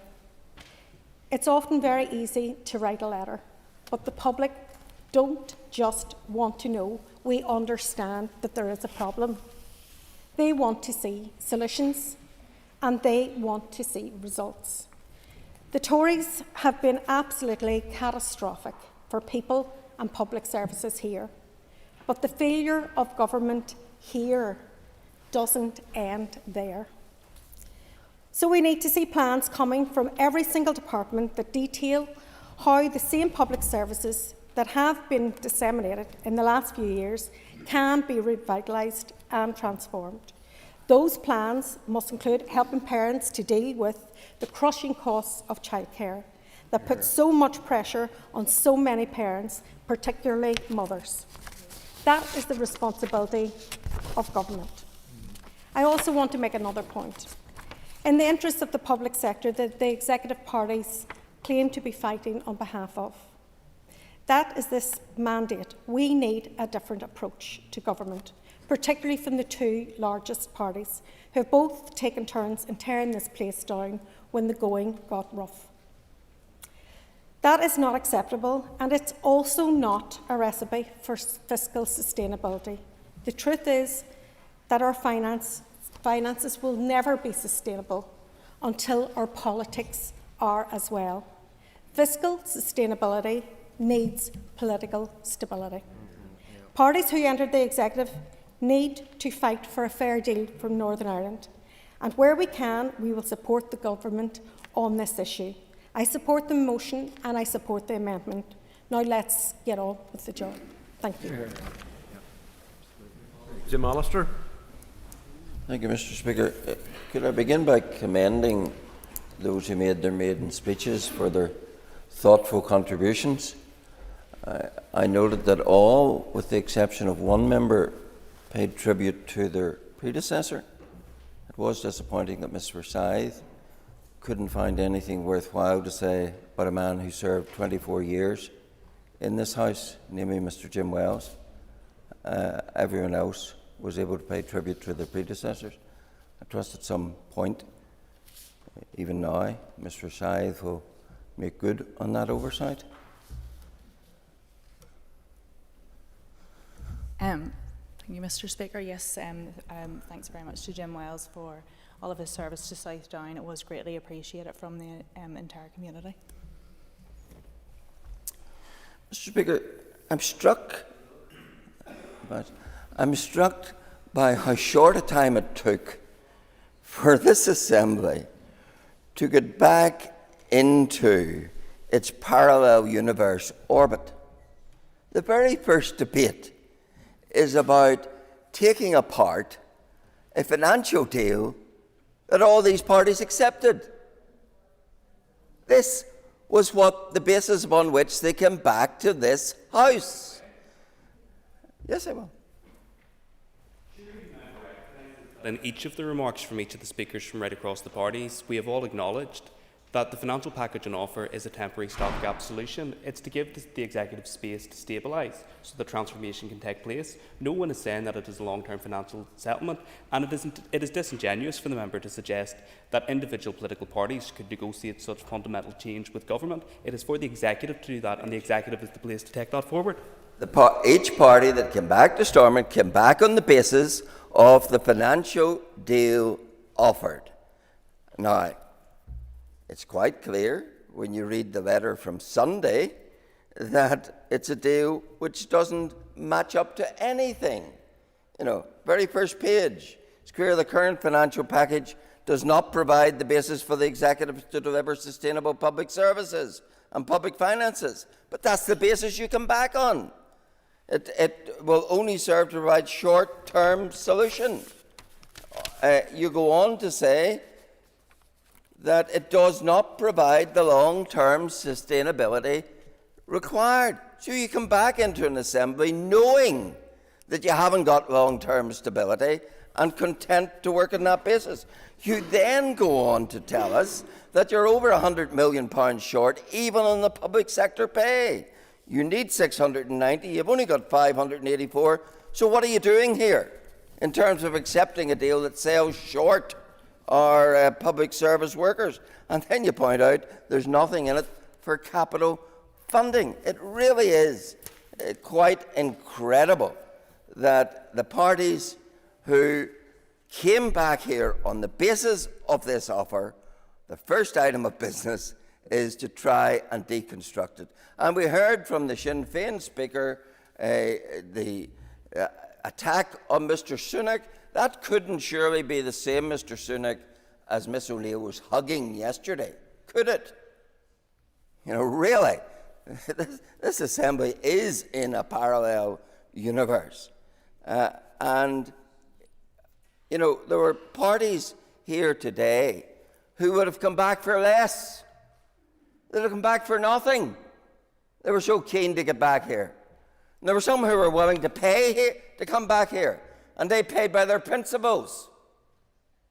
The DUP leadership paid with their principles on the Donaldson deal to get back in here. But every one of you are here on the basis of accepting an offer financially, which you know, which everyone knows, which you have to write up yourself as being totally inadequate. And then we have an opposition. What do? They sign the very same government motion? Is that the way opposition is going to work in this assembly? That they're cheek by jowl with government? No amendment pointing out the folly of accepting that which falls short. None whatsoever. Yes, certainly. Please, the member give way. Throughout today's debate, and indeed for the last 18 months while we've been preparing for opposition, we have repeated the word before opposition, which is constructive. I'm not sure he's aware of that word. I'm happy to buy a dictionary and point it out to him, but constructive means that occasionally you try and build things. So yes, we are in opposition, but we are also keen to be constructive. I'm happy to offer him a definition of that concept at some point. I think before he gets as far as constructive, he should look at the definition of opposition. It means to oppose, not to acquiesce in, not to support, not to sustain. And that's the first action of the Leader of the Opposition, to sign a motion and an accompanying amendment which supports, sustains and does not oppose this fallacious deal which has been packaged up, and before we get to the end of the first week, it's falling apart in its own glaring inadequacies. I call Mr. Jerry Carroll. There are certainly some points raised in the letter in the motion that we would welcome, such as raising the issue of public sector pay awards. And to repeat, workers here have been underpaid for more than a decade. There's been divergence over workers' pay for workers here compared to workers in Britain, but I note no assembly collapse from the DUP for those workers. For too long, workers have been asked to stomach unacceptable wages. They did the correct thing by taking strike action in unprecedented numbers on January 17th by downing tools, and 170,000 of them, public sector workers, coming out taking strike action. They were right to do so, and they put significant pressure on the DUP to get back to work, and also on the British government, who controls the purse strings. Our message, Mr. Speaker, is that if this new executive, amidst all the sparkle and the pomp, doesn't award workers satisfactory pay, you must strike again, and you will have widespread support across the board if you do so. No longer can it be acceptable that we have substandard pay while workers knock their pan in. No longer is it acceptable for services to be run on a shoestring budget and people not knowing whether they will have a service from one year to the next. However, in this letter, there's a lot missing from it, which doesn't ease the fear that exists in our communities. We know that a few months ago, the Secretary of State launched an attack wish list on people and communities here that he passed on to departments to consult on. This included water charges, prescription charges, higher university fees, abolishing free travel for people over 60 and more.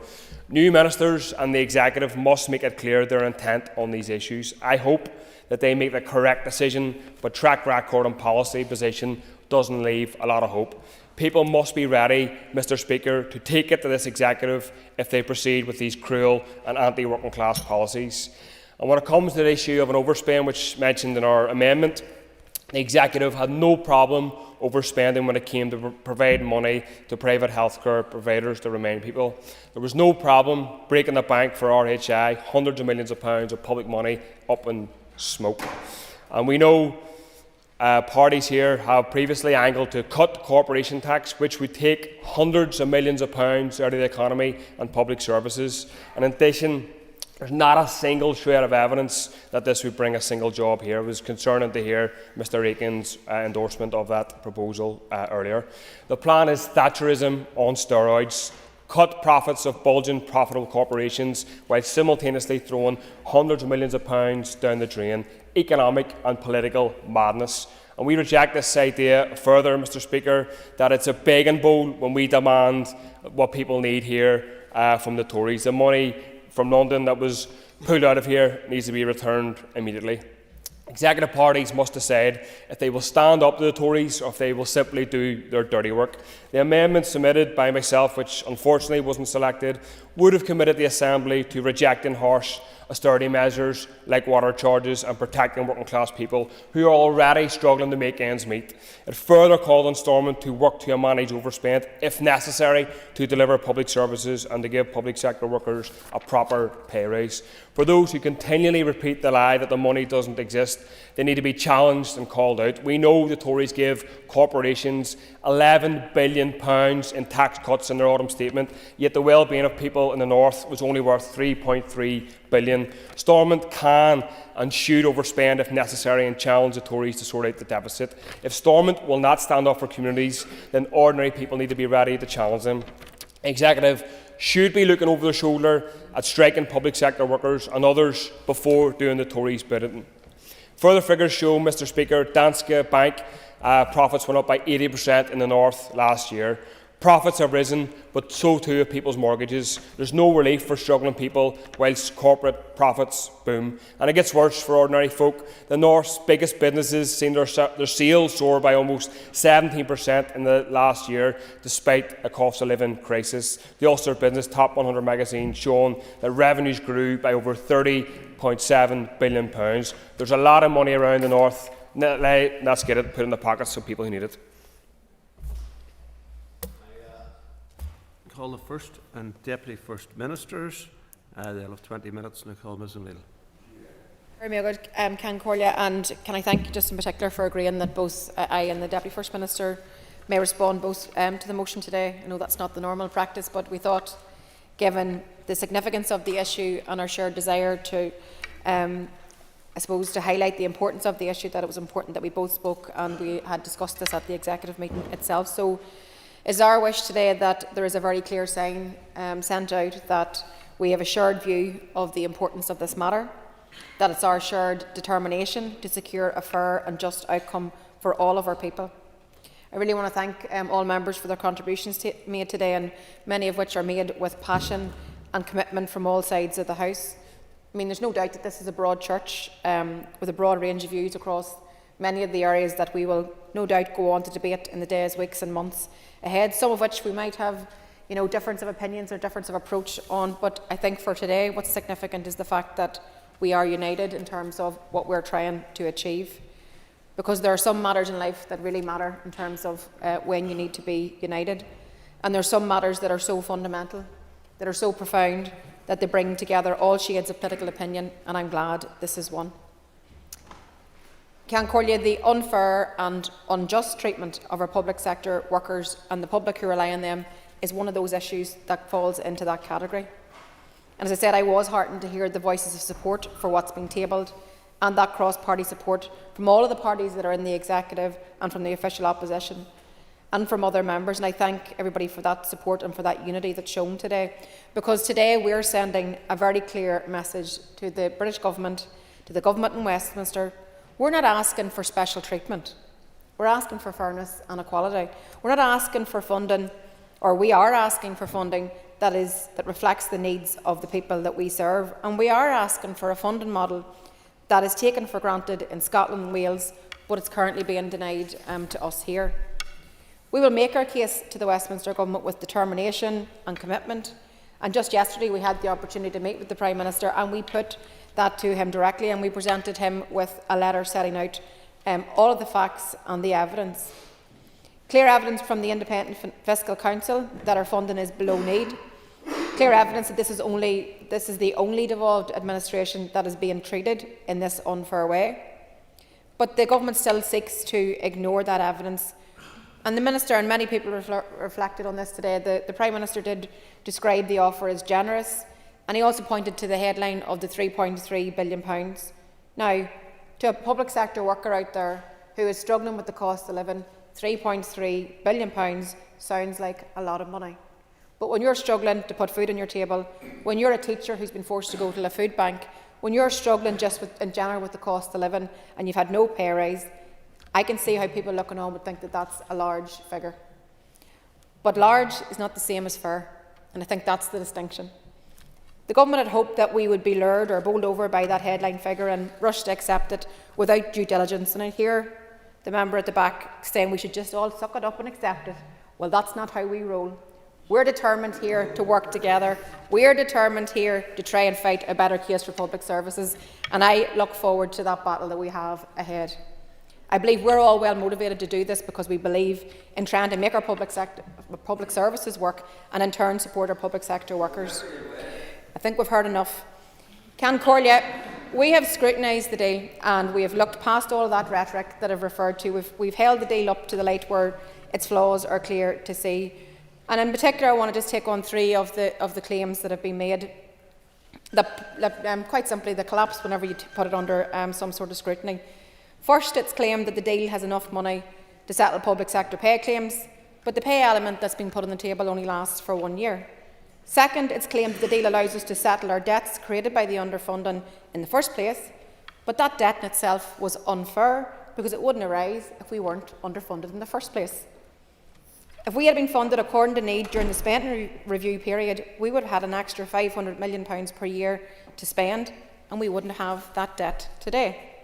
And then thirdly, the deal also contains so-called needs-based factor, and I quote, needs-based factor, and those are carefully chosen words. They have avoided calling it a fiscal floor because it is not. In fact, it is a fiscal ceiling, and it may take up to 20 years before that funding formula brings us up to the level of need. So how can that be fair? How can it be fair to condemn us to ongoing instability, trying to plan and deliver key public services on a hand-to-mouth existence? And Concordia, that isn't even the worst of it, because the unfairness of the deal is compounded by asking our citizens to pay more whilst our services continue to deteriorate. How? Go ahead. Thank you. And first, I should have congratulated the First Minister on being appointed. But I did want to ask, I listened to what you were saying there around the issues. The issue of climate change hasn't been mentioned at all. And I noticed in recent correspondence that it is indicated that it will cost the departments in this executive £2.3 billion is the figure up to 2027 just to implement the climate change changes. Has there been any thought given to that around the additional finances required? There's no doubt that this is another huge issue which this incoming executive and we all with mandates are going to have to grapple with. I welcome you to your new appointment today. I think you've been appointed as Chair of DAERA Committee. Big work to do there, and no doubt you'll fight the fight for the farming community. I'd like to do that with you. I think that we are going to have many challenges to grapple with, but you see, if we don't fix the fundamentals, if we don't fix the fundamental of the funding formula in its entirety from this day one position, then we're going to be in trouble whenever it comes to dealing with all the things that we need to deal with, not least the issue of the climate catastrophe that we now face. So I'm just going to finish by saying this, because I'm going to hand over, I know the Deputy First Minister wants to also contribute to the debate, but it is unjust to say to our citizens and our taxpayers that you have to pay more whilst you're waiting to see get into our health and social care system that you need today, that you have to pay more while special education itself is rationed and children's lives are being blighted, that you have to pay more whilst our schools and infrastructure crumble and decay. So I am really pleased that this is our day one effort. I am really pleased that this House stands united in its rejection of unfairness and also in support of the position that's been taken by the Executive. And I thank members for all of that and the passion in which they have spoken with today. And I can assure you all that our determination will not waver in terms of ensuring that we ensure a proper funding model that delivers on terms of need of the people that we collectively serve. Deputy First Minister, I'm a little Pingilla. Thank you, Mr. Speaker, and thank you very much to everybody that has contributed to this debate. I do think that the suggestion from the Alliance member for North Belfast might set a very dangerous precedent that if the First Minister and myself could write letters to excuse children from school, we may be occupied for much of our time. But I welcome the debate across the chamber. Like the First Minister, I welcome the support on this very important issue. We felt it was incredibly important for us to be here and for both of us to contribute to this debate, to show that there is a very strong and joint endeavour here in terms of trying to get the right and fair settlement for Northern Ireland, while recognising progress has been made. And I welcome the fact that right across this chamber and across many of, if not with some exceptions, all of the political parties represented, there has been a strong support for what we are trying to achieve, not just for the executive, not just for those who sit in this House, but for the people of Northern Ireland, no matter where they come from or what community they live in. I thank the members who brought the motion today and every member who spoke in the debate. There have been many important issues that have been raised today, and many of those issues we have already spoken about, certainly in terms of the First Minister and myself, but also in relation to the Executive, as I referred to earlier on. We are very conscious that there are really important issues that genuinely matter for people, that demand action, and we want to ensure that we can take that meaningful action that can result in the right outcomes. But to do that, we need the right tools. And that has been alluded to by a number of members already across this House. That means getting the right long-term fiscal settlement for Northern Ireland. I first came into the Executive Office, then called OFM-DFM, some incredibly 17 years ago, where I had the privilege of serving as a special advisor, a junior minister, and now as Deputy First Minister. I had some time out from the office, but I have served a considerable period of time within that. And all that time, I don't recall an Executive and First and Deputy First Minister collectively signing a letter on the very first day that they were appointed to those roles. And I think that sends a very strong and positive message. And I hope it sends a very, very clear indication to the government that we are serious about this, but most of all, that we have a shared interest in this. And I think we were very keen as well that there is and was the opportunity for this to be debated in this House, so that those parties not part of the Executive could also give an indication of your support. And I'm glad that that has happened here today. That shows, I think, the importance of this issue. It shows the strength of feeling about this issue, the unity of purpose, but of course, absolutely the importance of this issue. This is something we have to get right. Mr. Speaker, the First Minister has laid bare some of the challenges at the heart of the government's financial offer. And I don't want to repeat, but I will echo what the First Minister has said. We have had and much discussion of a promise of a fiscal floor. But we do know that as it operates currently, it will be more of a fiscal ceiling, and that needs to be addressed. We absolutely welcome that there is some short-term support, but what we really need is that long-term stability that we can get from fiscal guarantees. And the concept, quite frankly, Mr. Speaker, of charging hard-pressed families here more for poorer services is not something that we will accept. We have other fundamental concerns in relation to the financial offer, as set out in the detailed letter. Mr. Speaker, I welcome the fact that the Prime Minister did take time to visit here yesterday, because it did provide us an opportunity to speak to him directly, that opportunity to make our case directly, which we took. We made it directly and robustly that we need that additional support.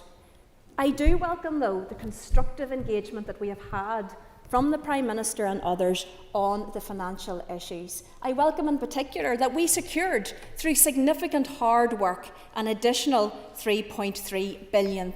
That's £3.3 billion more than what we would have had only for those hard discussions. And I welcome the fact that some in this room that perhaps made reference to this being a significant bribe or a huge amount of money seems to now be recognising that everybody could tell that this was insufficient for what we need to do. But we will accept, and we do accept, that we are £3.3 billion better off than where we were. That is welcome. That will be able to support many, many families, many communities. That will go a very long way in terms of supporting public sector pay claims. I will indeed. I thank the Deputy First Minister for giving way. Would she also agree that we're not just £3.3 billion better off than where we were, but £3.3 billion better off than where we would have been if we had followed the member behind me in terms of his negotiating strategy? I thank the member and the Minister for her contribution. Look, this is a matter that the public will be able to. I just want to respond to the Minister for Justice and the member first. In relation to the point that has been made, it will be for the public to judge in terms of what has been secured. It is certainly not a sufficient amount of money. It is better than where we were. But we did take the opportunity, and I think it's important to say this, all of the parties involved in that took the opportunity to emphasise at the time that we had concerns in relation to some of those proposals. And we did indicate very strongly that we would continue to make the case for that additional support. We are not asking for anything that is unfair. We are not going and saying, look, write us a blank cheque and let us do whatever it is that we want to do. There is a strong commitment to reform, but that reform needs the right resources. We have made progress, but there is more to do. I'll take an intervention from the member. Before the rewrite of history goes much further, could the Deputy First Minister remind us, is it not the case that Sinn Féin, Alliance, the Ulster Unionists and the SDLP were all, for many months if not years, urging return to the executive without a financial package? I thank the member for his contribution. I think the matter and the record will show that that is indeed the case, that there were many parties who were willing to go back in. But nevertheless, today is about moving forward with consensus. I welcome the recognition of the hard work that went into achieving this significant amount of money. But as I've indicated, today is about showing a joint purpose, a unity. It is not about, in my view, political divisions. This is about sending a clear message to His Majesty's Treasury and to the government that we do want to and need to secure sustainable fiscal guarantees to enable us to do the reform, the longer-term budgets, the multi-year budgets, the type of reform that is required. The reality is this: we have to keep our public services going while we invest in reform. And that requires investment. And we need the tools to be able to do that. That is why we are asking for three things, Mr. Speaker, from the UK Government. First, a genuine fiscal floor where the funding reflects the independent evidence of need from the Fiscal Commission. And I do want to absolutely emphasise here, that this is an independent commission.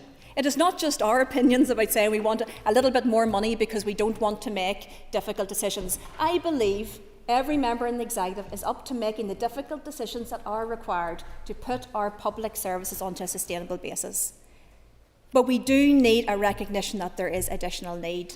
And that's why I refer to the Independent Fiscal Commission, a very important piece of work that recognises that we are not currently funded on the basis of need, and that requires additional support. The financial budget, the financial package, will address this issue in large part in this financial year next, although there will still be challenges. But it does not put us on a longer-term fiscal guarantee in relation to that funding formula, and that is what we are seeking from the government. Secondly, we need funding for stabilisation, to halt the decline in our services, repair the harm that has been done, and to give us the firm foundation on which to plan transformation. Every single one of us have had constituents walking through our doors with all different types of issues and challenges with public services. Should that be, as I referred to in my initial speech, about the parents seeking to get the right special educational needs support for their child, trying to get their child into the appropriate educational setting, people who are waiting on waiting lists, desperately worried, their families desperately worried, seeking that help and support. Should it be people that see things such as the potholes and other issues that we need to get fixed? But fundamentally, we have all kinds of issues here that require public finances, from the everyday things we see all about us to the huge issues of infrastructure and structural reform on health and education. And that requires additional funds and the right tools for our ministers to be able to invest and deliver. And thirdly, as mentioned, we need that funding for transformation.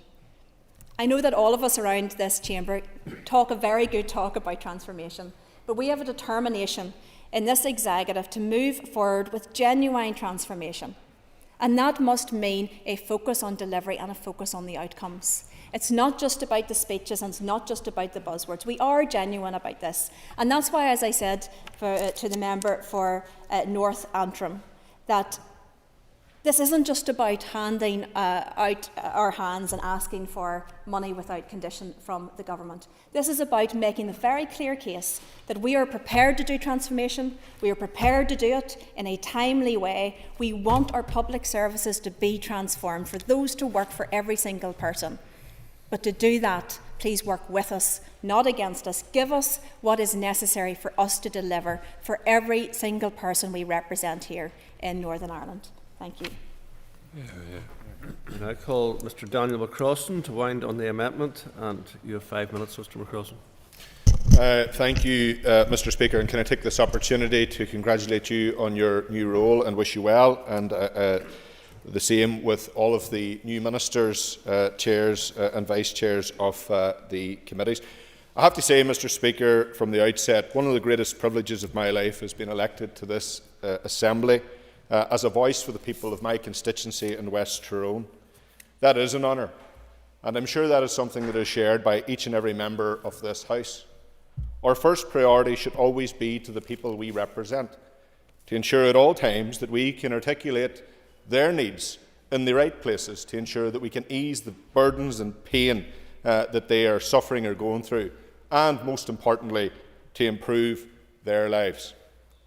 Our amendment today, and we're supporting the motion in the spirit of goodwill, as outlined by my colleague and Leader of the Opposition, Mr. Matthew O'Toole.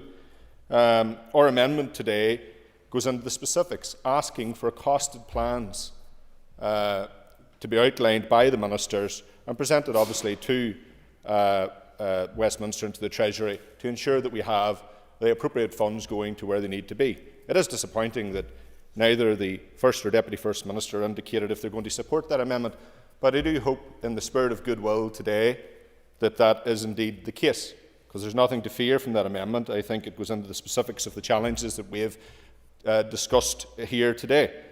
And make no mistake about it, those challenges are great. The public are sick of manufactured crisis from this place. They are sick of excuses, and they're sick of politicians get into hiding when they should be in the front line defending the interests of all of our people. This place is designed so that we work together to resolve our problems. That is why, Mr. Speaker, I hope that in the spirit of goodwill, that this executive will work collectively together, and we as the opposition will work constructively with them to find solutions to the problems that our people collectively face. And they're vast.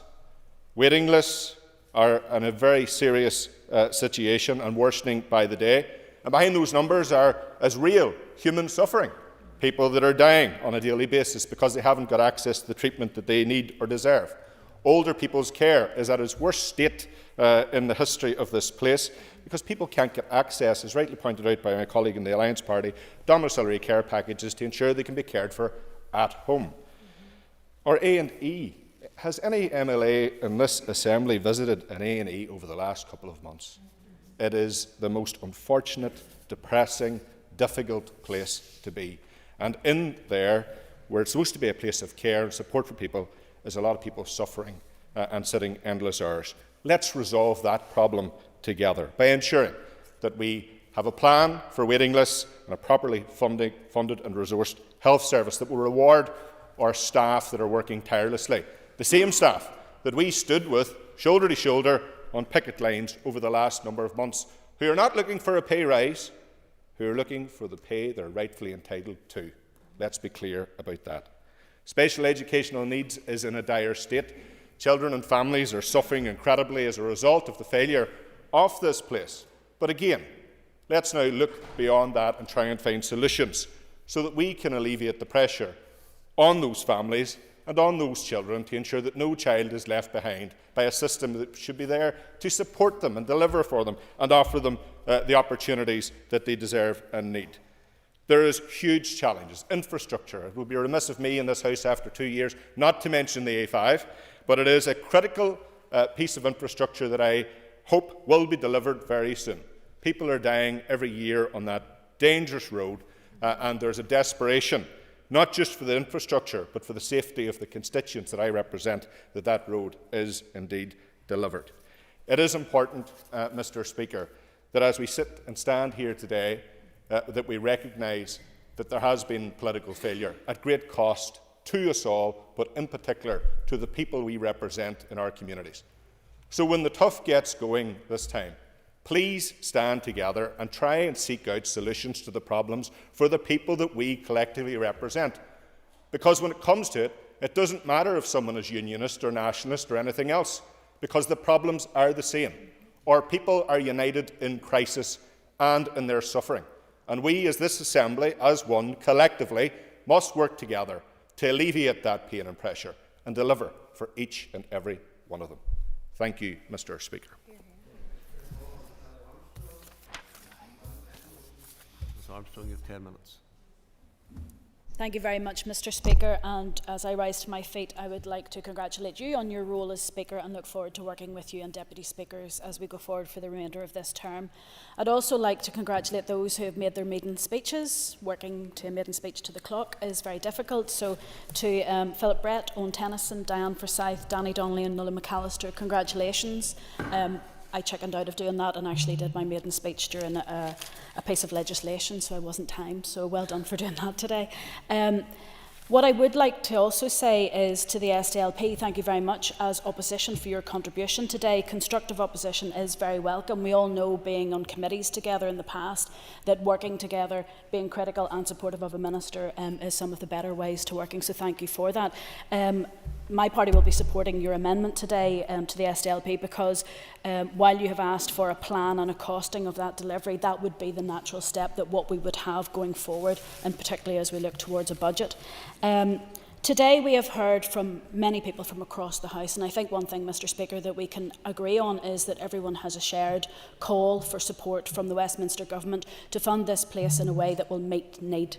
Key themes that have been brought forward today have been public sector pay. And it has been made very clear by a number of speakers, having £3.3 billion, while that is a huge amount of money, it will give people public sector pay security for 1 year. 1 year, not forever, 1 year. And that is why we are asking not for a ceiling on the ambitions of the fiscal responsibilities of Northern Ireland, but we're asking for a fiscal floor that we do not go below. We do not need to put a cap on what our people can be supported and how their need will be met. As some people have mentioned, sporadic allocations are sticking plaster amounts, and it is not enough. Childcare has been mentioned often, and I am delighted because my party has worked quite hard on childcare, especially with Kate Nicholl, MLA, to put children first. Because in doing that, we can support families, we can support the community, and we can help people to be in employment, to have their own money and not be dependent so much on government. Health has come up time and time again, whether it's domiciliary care has been mentioned or the waiting lists have been mentioned. It is time for us to resolve those issues. But as both the First Minister and Deputy First Minister have mentioned, we can only do that if we have enough money to take form transformation and reform. We need enough money to do that. £3.3 billion is a first day help, but it is not going to take forward the sort of reform that Prime Minister Sunak is asking us to take forward in this House.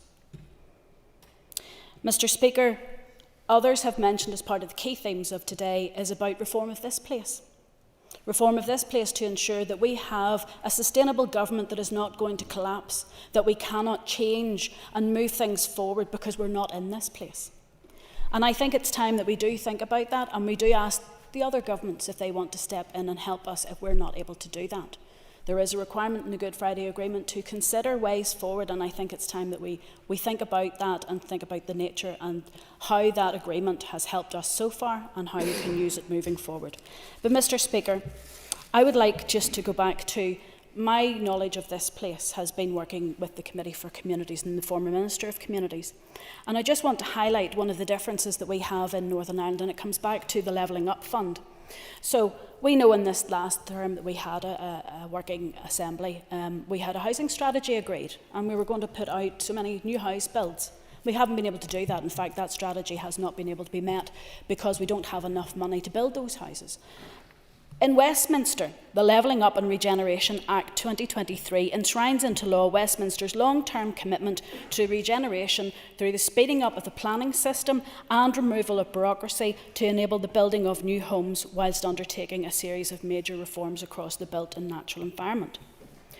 While here in Northern Ireland, we have, and I'll just read out the figures here that have been provided by the Northern Ireland Housing Bulletin, we have 45,500 people in housing stress.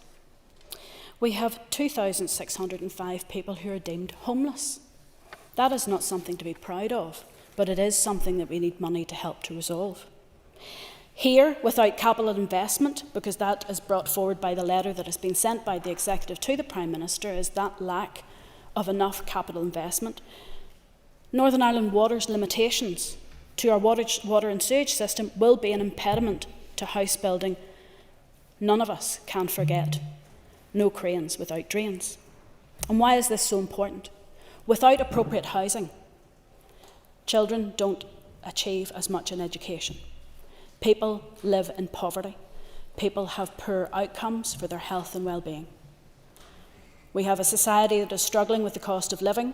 We have people who are heading towards extreme poverty where 30% of their income is being spent on rent.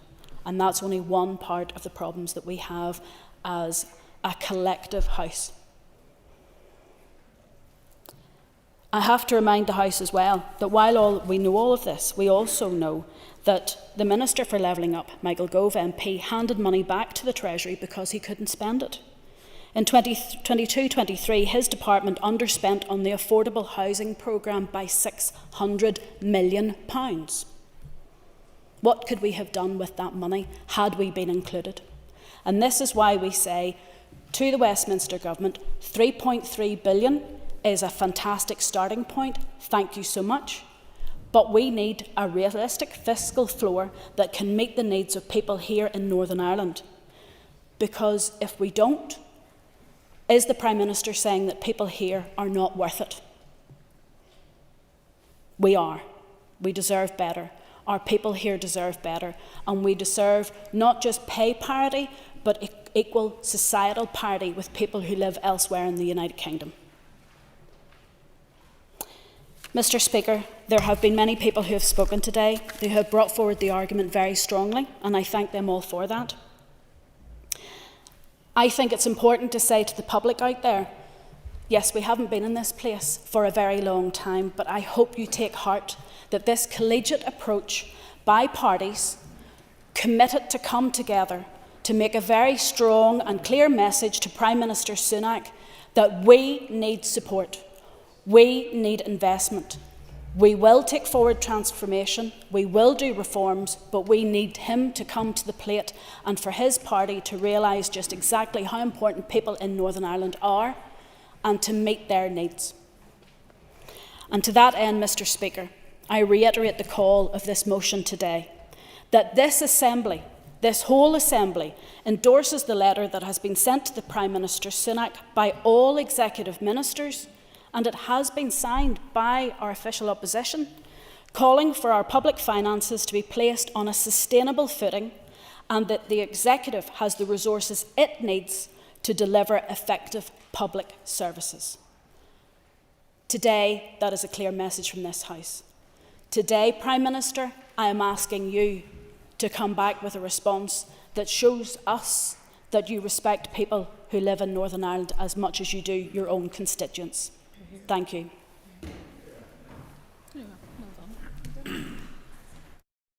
Members for their contributions. The question is that the amendment standing in the name of Matthew O'Toole, Sinead McLaughlin, Daniel McCrossan and Colin McGrath be made. All those in favour say aye. Aye. Contrary, if any, no. The ayes have it. The ayes have it. The question is the motion as amended be agreed. All those in favour say aye. Aye. Contrary, if any, no. The ayes have it. The ayes have it. The question is that the motion standing in the order paper be agreed. The question is that the motion standing in the order paper be agreed. Yes, the motion is agreed. Item 5 in the order paper is the adjournment. The question is that the Assembly now adjourn. The Assembly is adjourned. Okay.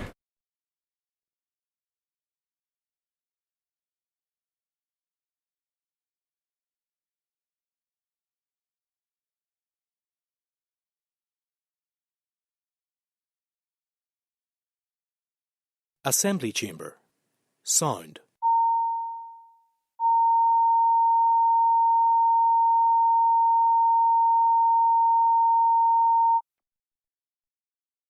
Assembly Chamber. Sound.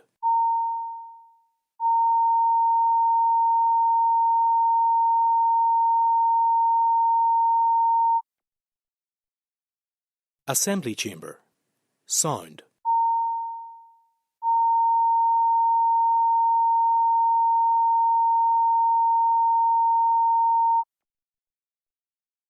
Assembly Chamber. Sound.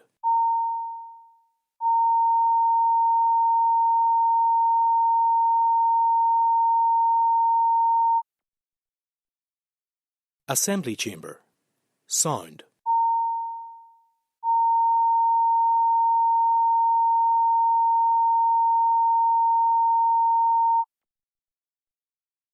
Assembly Chamber. Sound.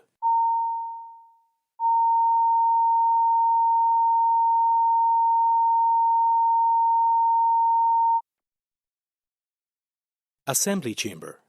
Sound.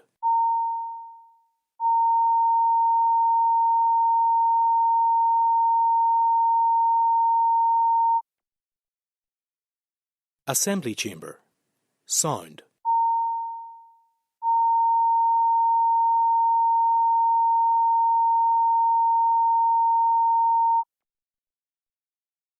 Assembly Chamber.